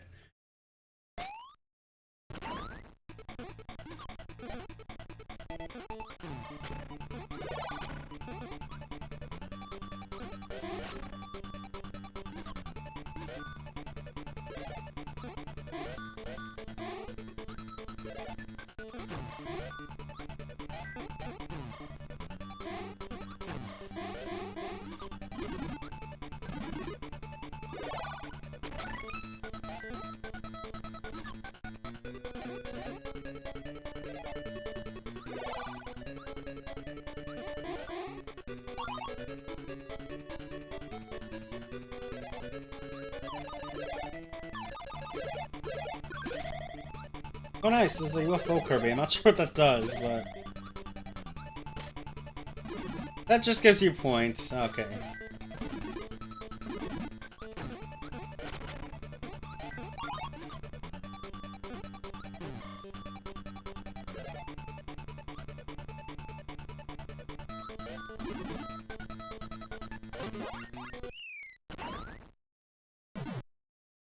Okay, I think I'm gonna try this one once more and then go on to the other ones again.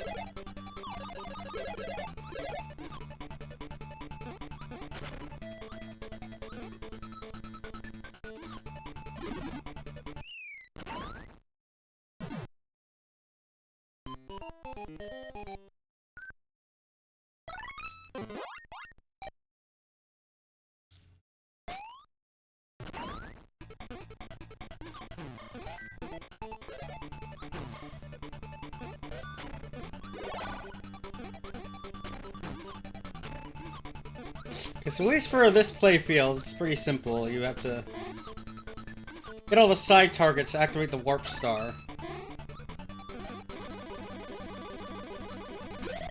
And I got up, and then it didn't work. Ah. Well, it did work, but it hits the enemy, and...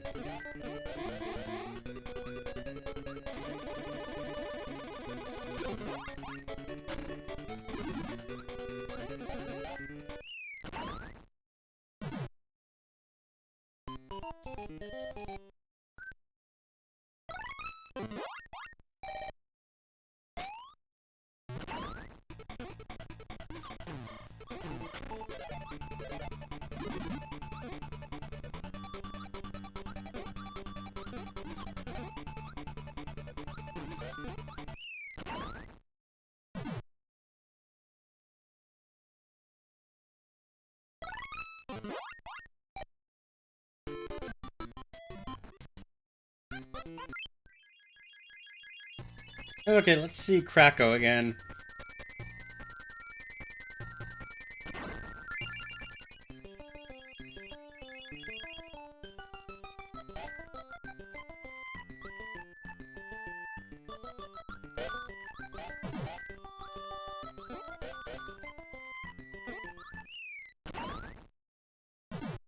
Oh, that was a pretty bad first try.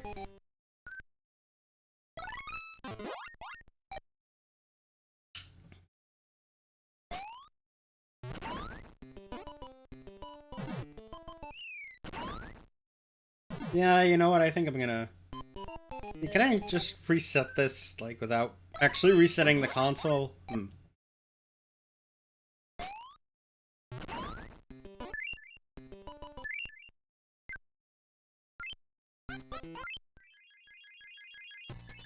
Okay, at least it does give you a save and quit in the middle option.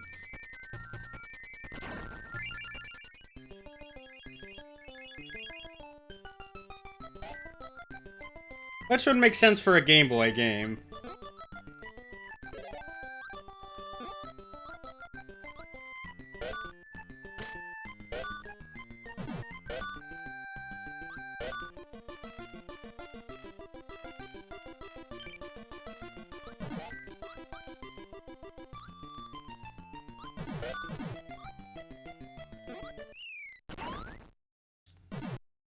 Yeah.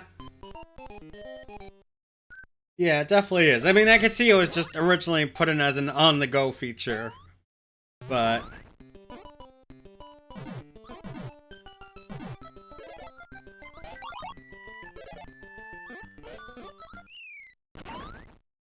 Okay, I tried to do it as low as possible and it still didn't work. I don't know, maybe it's like one of those last chance mechanics where you just have to get randomly. And if it works, then you get your life back. All knows it's at the end. An actual pinball table is at the end, then you get a free game, but... Okay, I'm gonna try this table again. This is just not a good run here.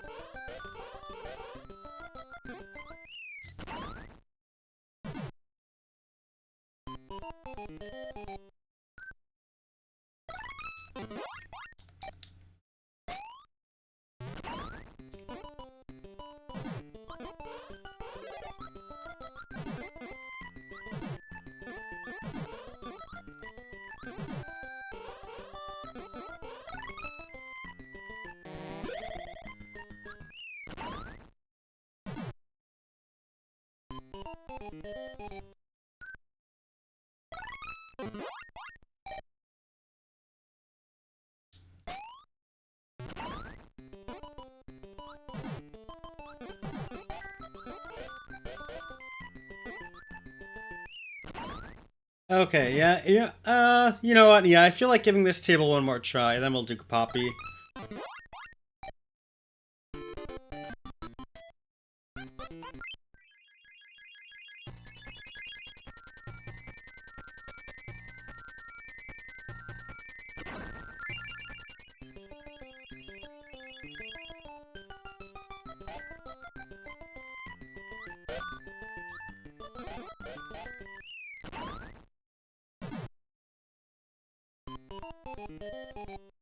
Not even gonna comment on that.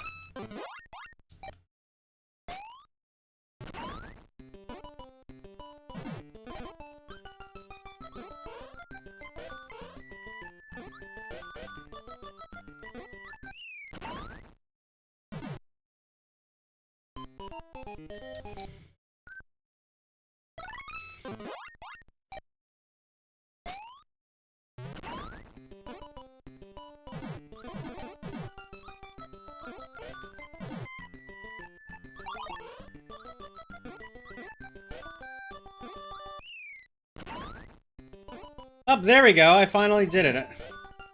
I guess you do have to get it as low as possible. But that time it didn't work.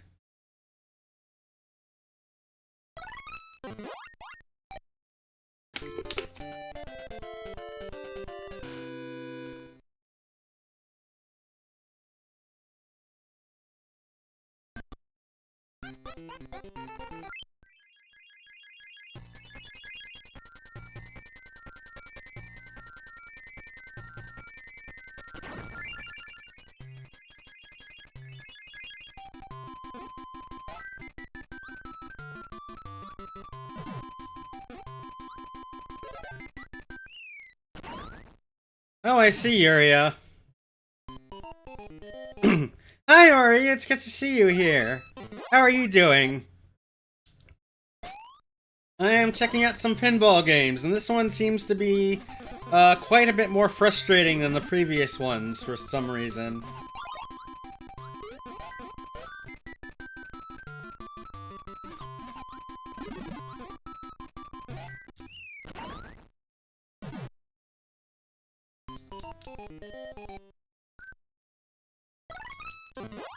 Oh, well, I hope you have a good day then.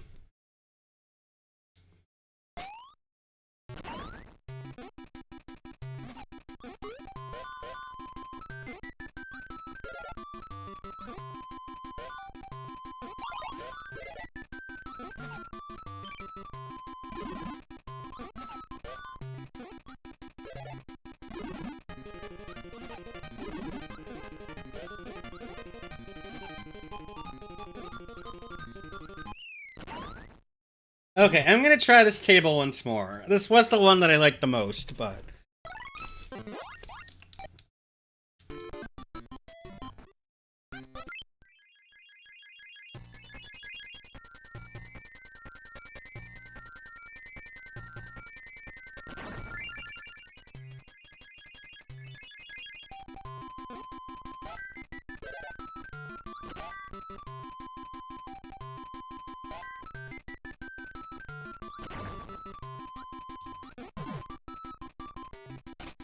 Okay, here we go. Finally got onto the top playfield.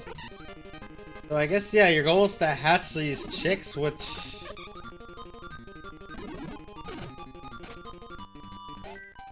We'll just enter those gates, and I don't know what that does yet. Oh, hi, Elfie. I hope your workstation stuff's been going well. Yeah, I'm already a bit tired. I mean, I had a bit of a weird sleep, and then... Like, had one of those weird, semi-lucid dreams right before I woke up, where, like, everything kind of felt real, but... I couldn't, like, do anything about it.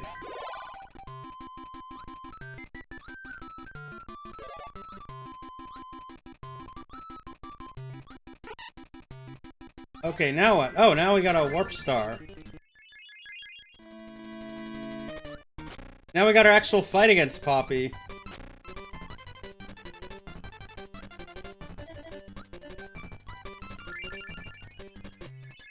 Or not. Okay. Well, at least we got to see one of the bonus stages, so I'm happy.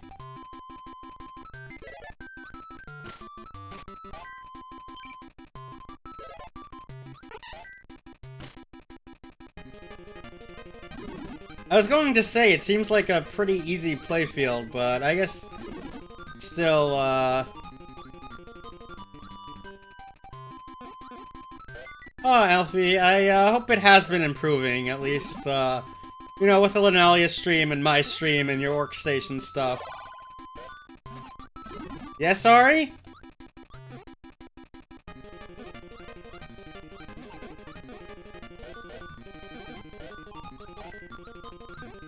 Ah, thank you. Aww.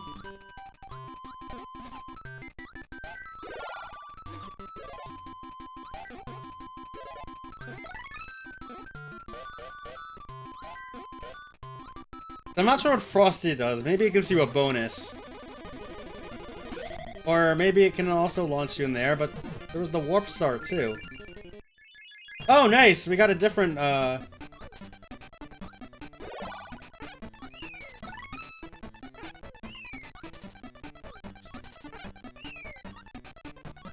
This one seems to be timed, so even if we... Yeah, okay, looks like you have infinite Kirbys for this one.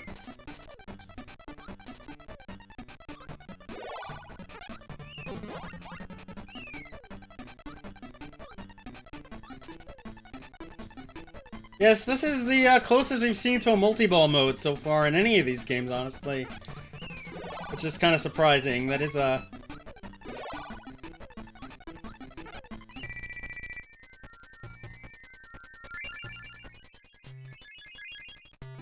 Yes, although I suppose, based on, like, the Kirby and Forgotten Land mechanics, yeah.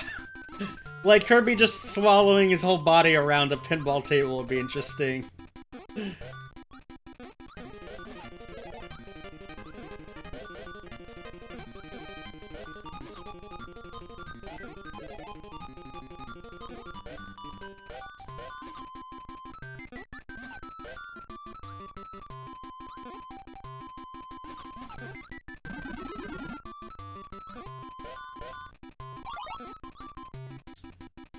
Ah, thank you, Yuria.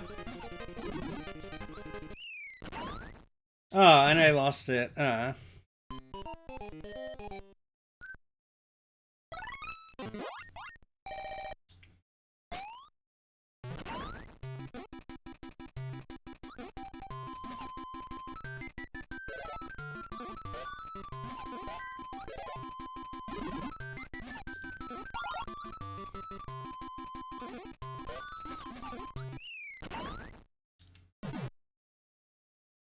Oh, I see, yeah.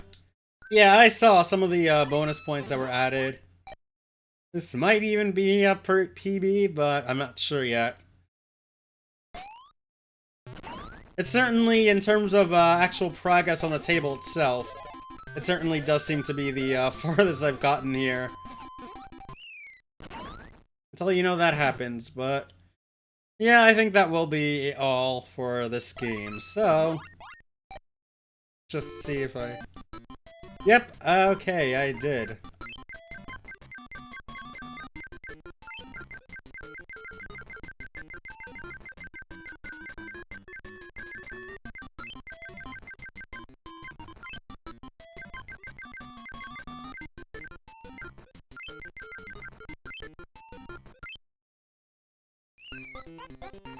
So it is finally time for Pokemon Pinball.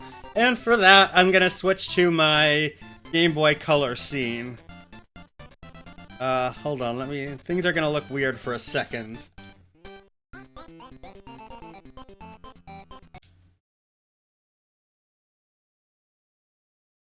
me just apply my filter. Oh, okay, there we go.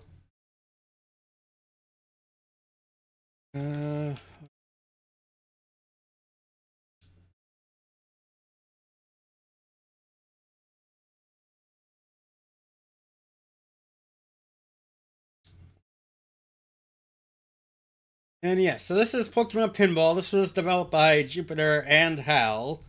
I said that one because the Pokemon Pinball game and the sequel, which I will also be playing after this, yes, were developed mostly by Jupiter, so...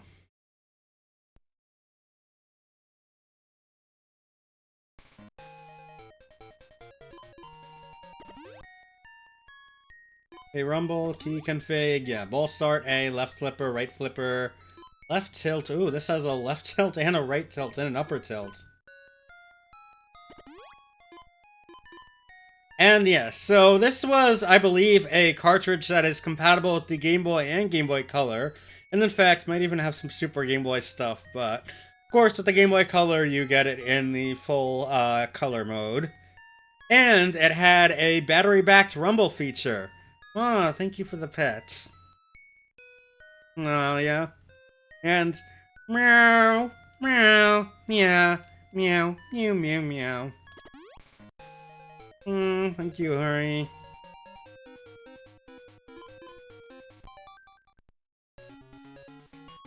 So let's start with the red table.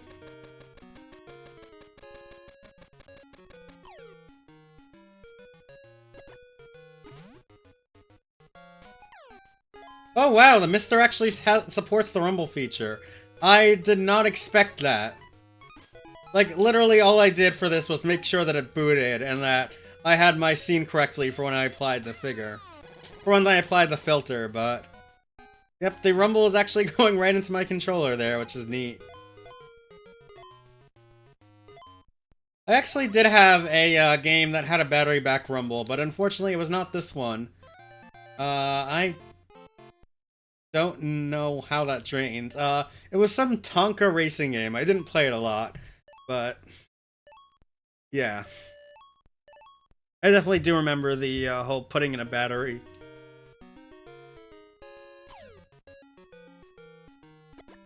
So yeah, already this seems nice and smooth, honestly.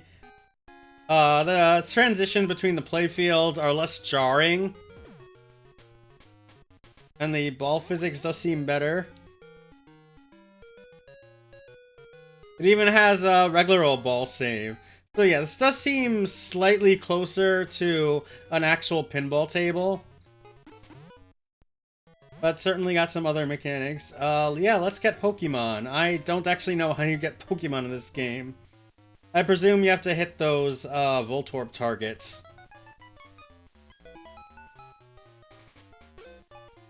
Which I am doing a terrible job at right now.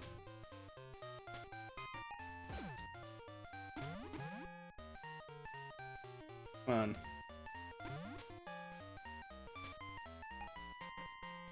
I've hit them before. Okay, there we go. And at least one of them, and you see it reveals, it slowly reveals the Pokemon, which then you can then catch. Also, if you do like Pokemon and pinball, in Virtual Pinball X, or VPX for short, as I call it, there is a nice, more modern table. I don't remember what layout it's based on, but it's like based on an actual pinball table, and then it adds in some Pokemon catching mechanics. So yeah, it looks like I flipped everything. Oh, you could even change the...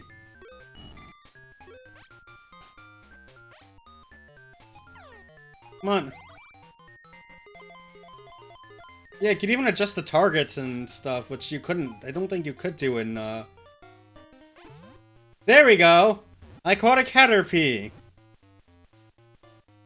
So yes, I can at least be happy that I have one Pokemon.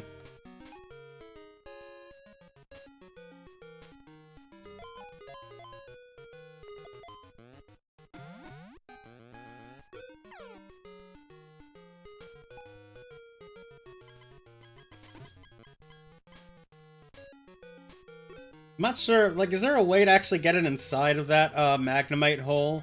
Or is that actually not a hole? I'm assuming it's like a Magnemite or something. Whatever the, single one is with the screw and magnet. I don't remember all my Pokemon names off the top of my head, okay?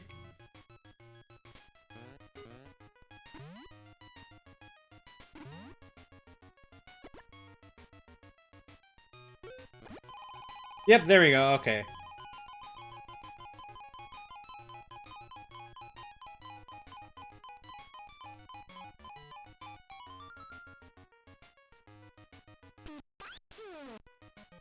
So yeah, now we got our two Pikachu kickbacks on the side. I would say that might work in my Espeon form, but I don't actually know if I like officially belong to a trainer there or not. Okay, now we got a catch-a mode, but certainly not in my normal cat form. I don't think that quite counts as a Pokemon. And hey, it's an Oddish!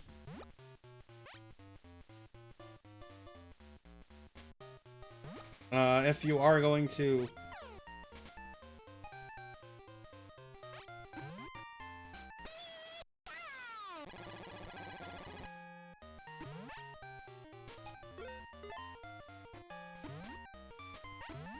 There we go! That's our second Pokemon. Can a Pokemon also be a trainer? I think if you asked Cherry, she would say yes, so I'm going to say yes. Okay, and I guess we need 3 Pokemon in order to leave this place. I think we started in Cerulean City, and I just picked that at random.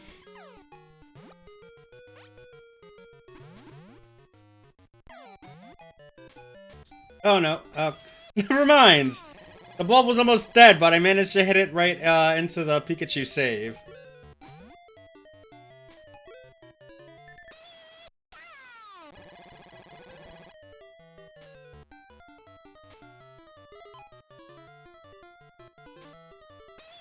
And again! That's a rather generous mechanic, I must say. Then again, I guess with electricity you would get some magnetism.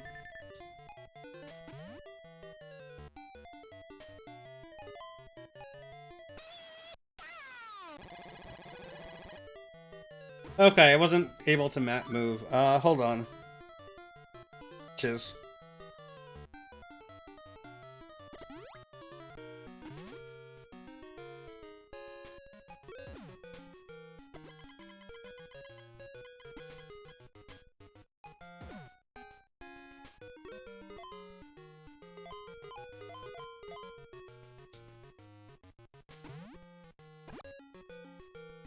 Let's see. Yeah, let me...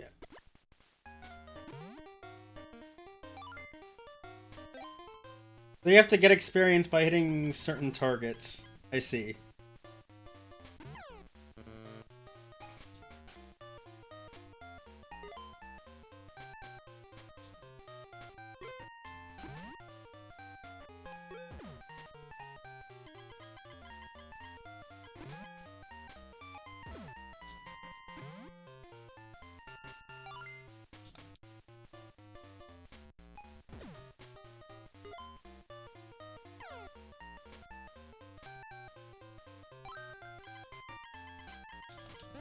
Oh no. Oh wait, oh I gotta save. Okay, that's good. You get a ball save during this mode. But don't just instantly lose it. Okay, so...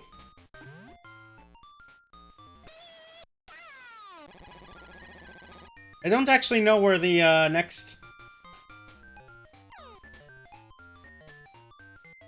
ball save is. Okay, so now I need to hit it into that hole. I got a minute to make that shot.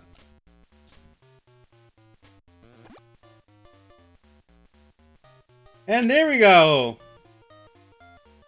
Unfortunately, oh, okay, there we go. I was like, why is there no jingle? But there is a jingle.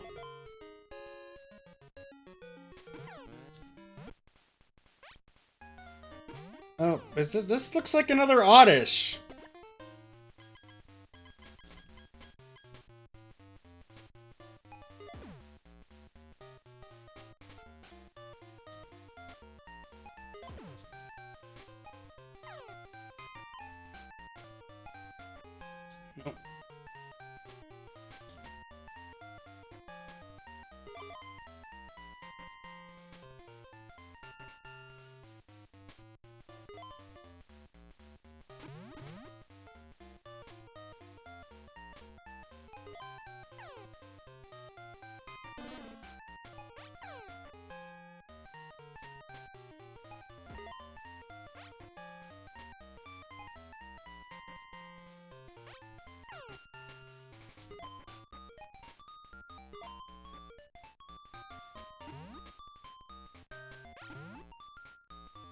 Yep, there we go. I got another Oddish.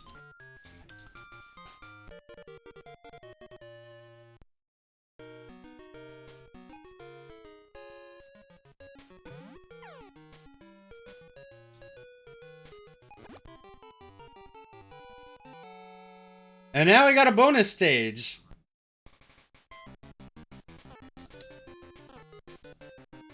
It looks like, yeah, we have to clear out these Diglets to eventually make our way to this Dug Trio or something? I don't know. No.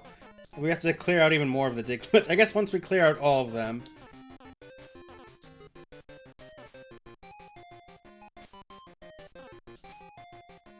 Honestly, no, yeah, when I'm thinking of bonus, the first thing that comes to mind is Blazing Star, because the announcer will absolutely just say, bonus! Bonus! All the time, and it gets kind of annoying. Oh, come on. I was so close there. I had one more Diglett to go.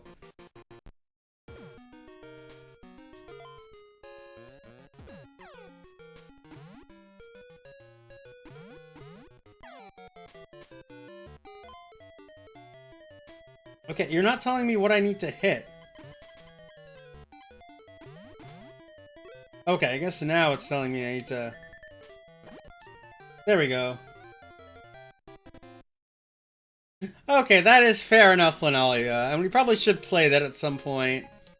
I think the N64 version is co-op, right? If it does, we definitely should play that.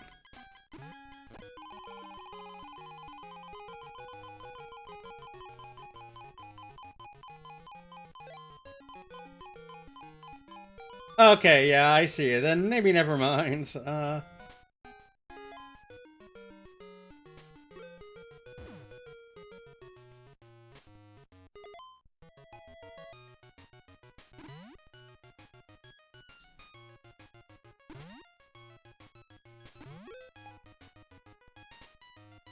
Yeah, that is fair enough. Maybe if it wasn't, then you would have suggested it to me earlier.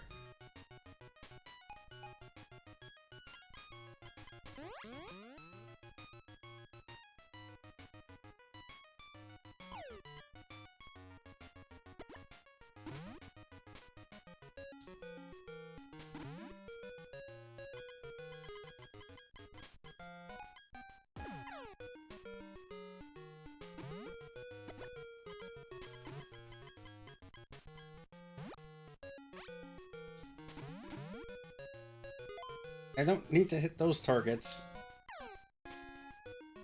Yeah, there we go. Yeah, let's see if we can get a Butterfree.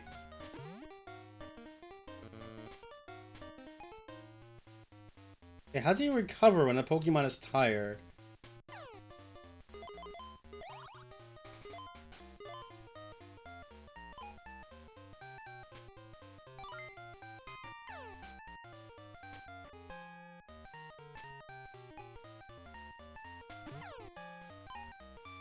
Okay, I guess we need to now hit it around that loop. Not quite.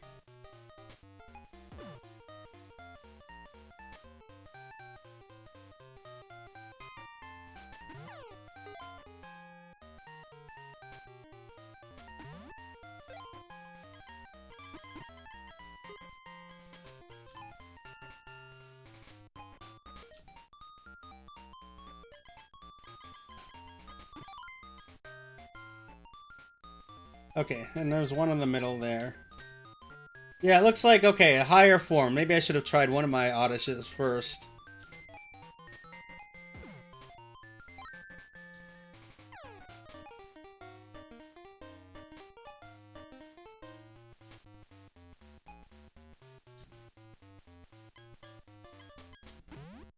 Okay, what am I supposed to actually hit here?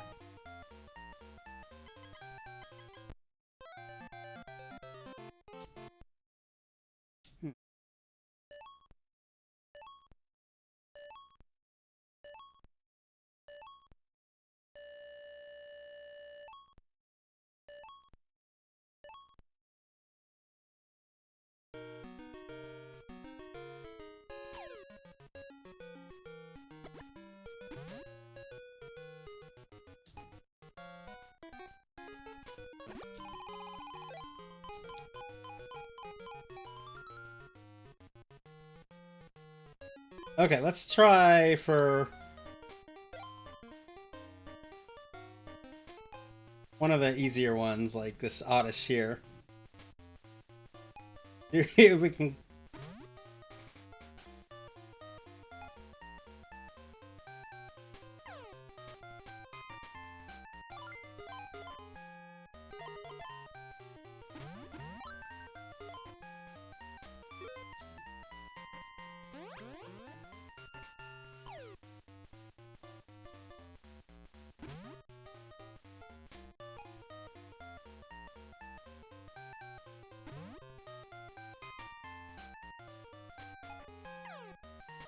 No, not that one, the other one, come on. No, you were so close there! Okay, I guess you have to shoot it around the loop.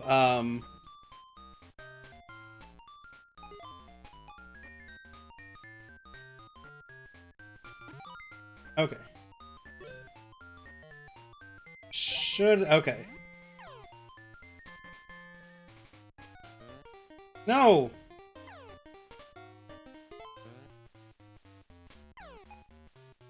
Come on.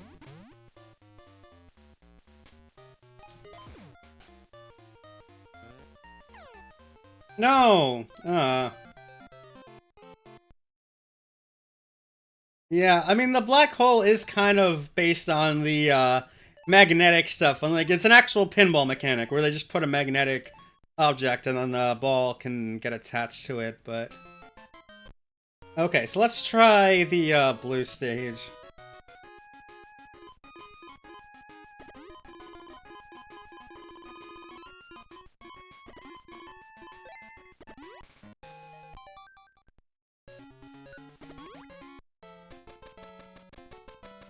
Two, one. Okay, we started from Rock Mountain.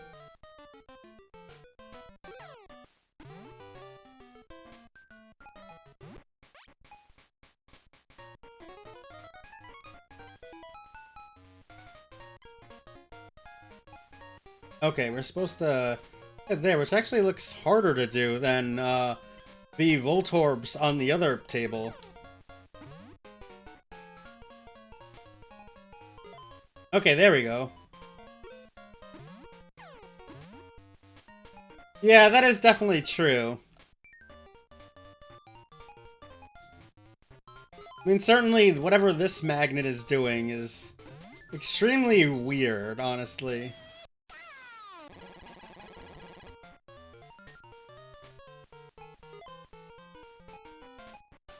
Oh, no.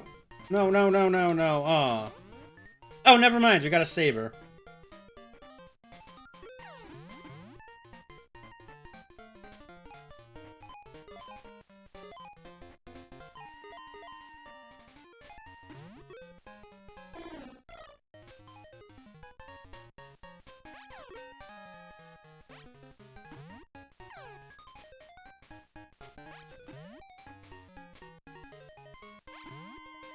Okay, there we go.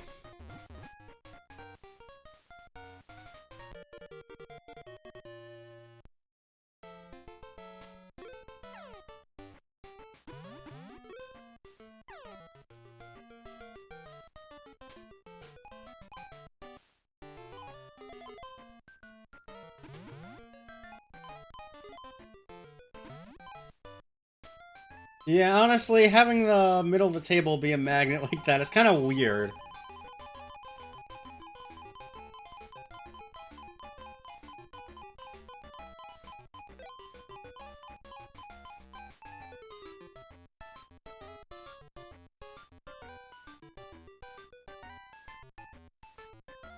That's not a very good prize.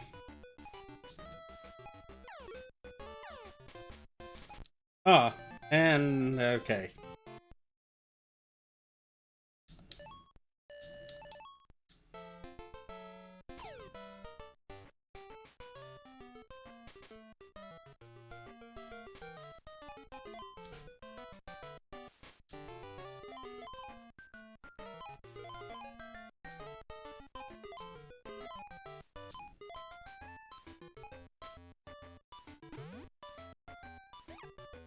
What? How did the Pikachu not catch that?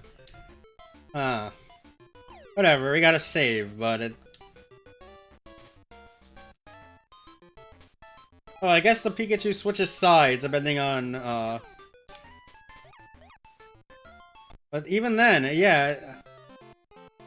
Oh, okay, that makes sense. Pikachu needs to charge.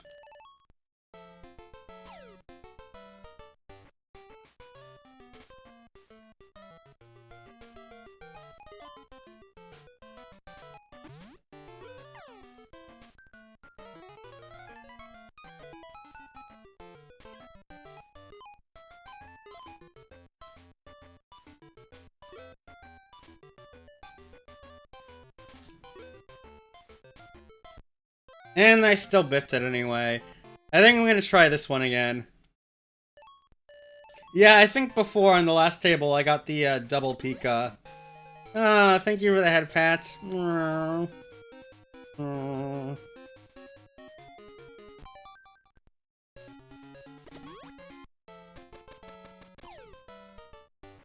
Okay, I'll try somewhere else.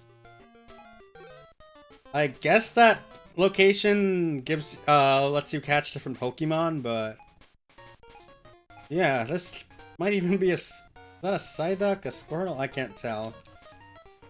Okay, we got saved. That doesn't matter. Linolia.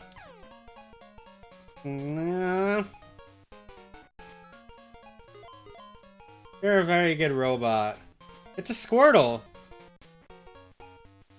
I'm kind of surprised you can get starters like that easily. Not even from starting in the Pallet Town.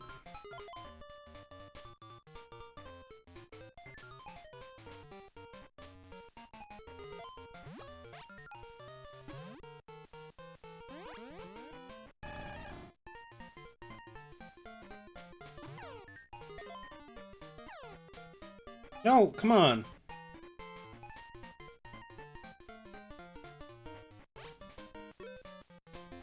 Okay, at least you get unlimited balls during this part, so you don't have to worry about losing everything. There we go, I got a Squirtle.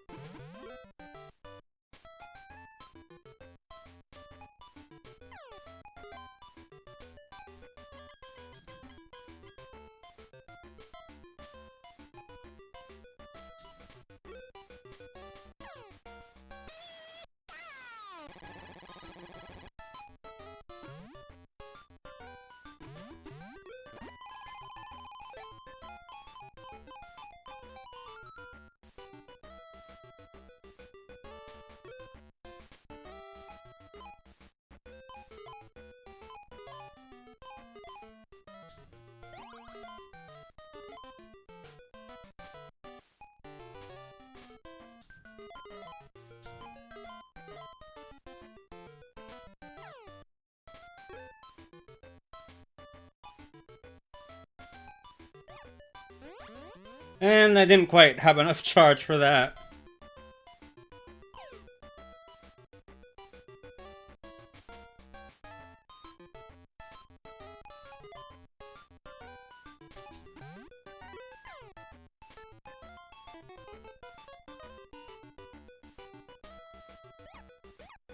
Same there.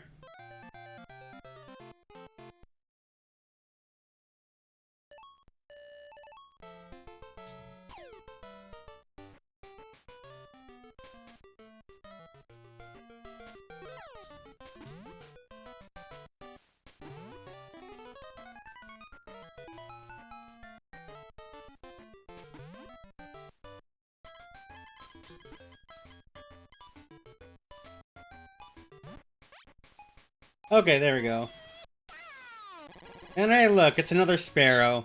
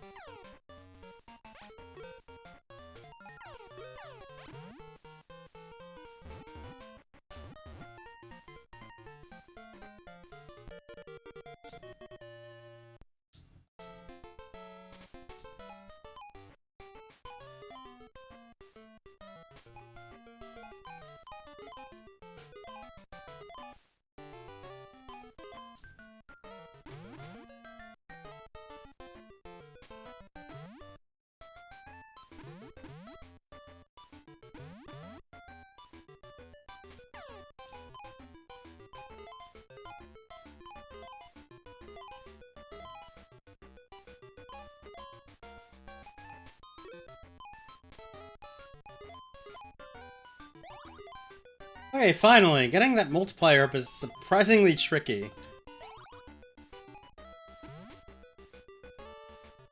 It also gives us an upgraded Pokeball.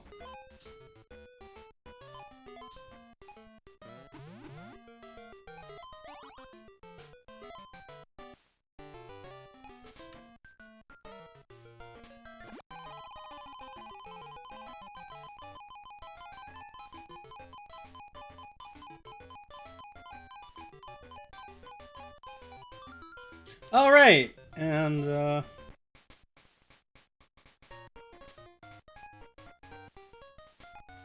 okay, at least we have a saber here, so...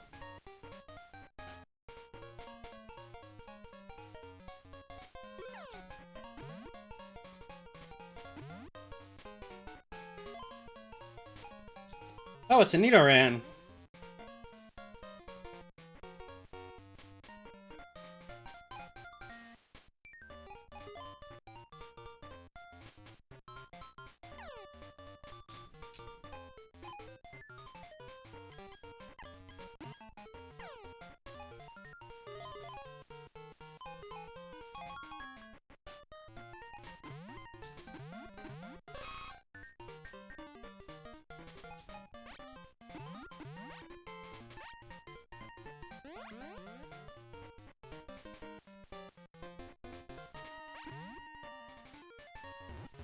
Oh, nice! And I think that's actually our third for, this area.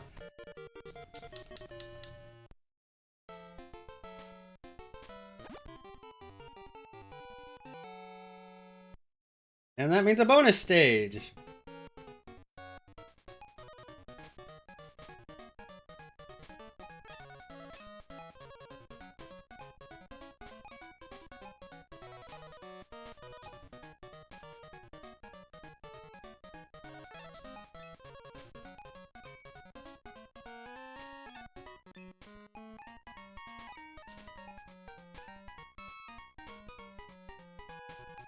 I do actually find it interesting the way these are structured, like, you don't necessarily have, because it's a lot harder to drain compared to, like, previous games, although it still can happen, but...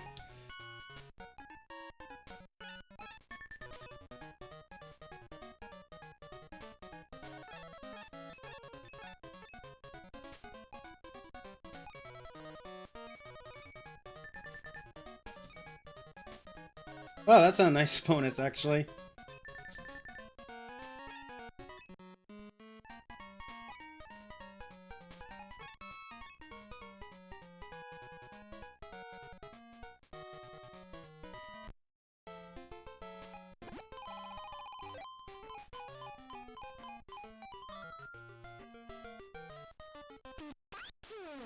So yeah, so this adds the ones that are double and automatically...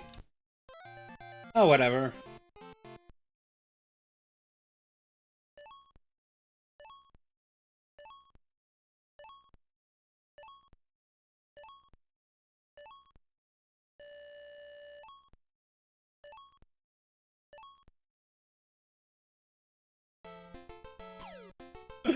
Yeah, I don't really know either, Linalia.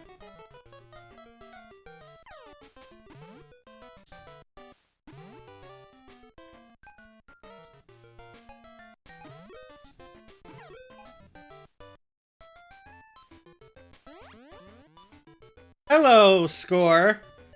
Welcome. Yeah. I'm not gonna be on for too much longer, but this is Pokemon Pinball.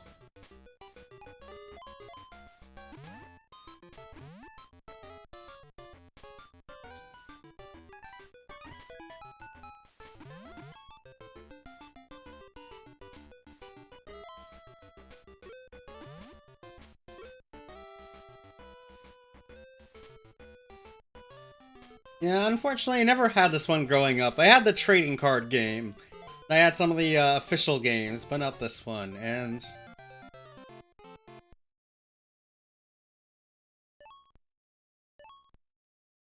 you know what? I wanted to check out Ruby and Sapphire, but I am kind of exhausted now, so I think that will be all.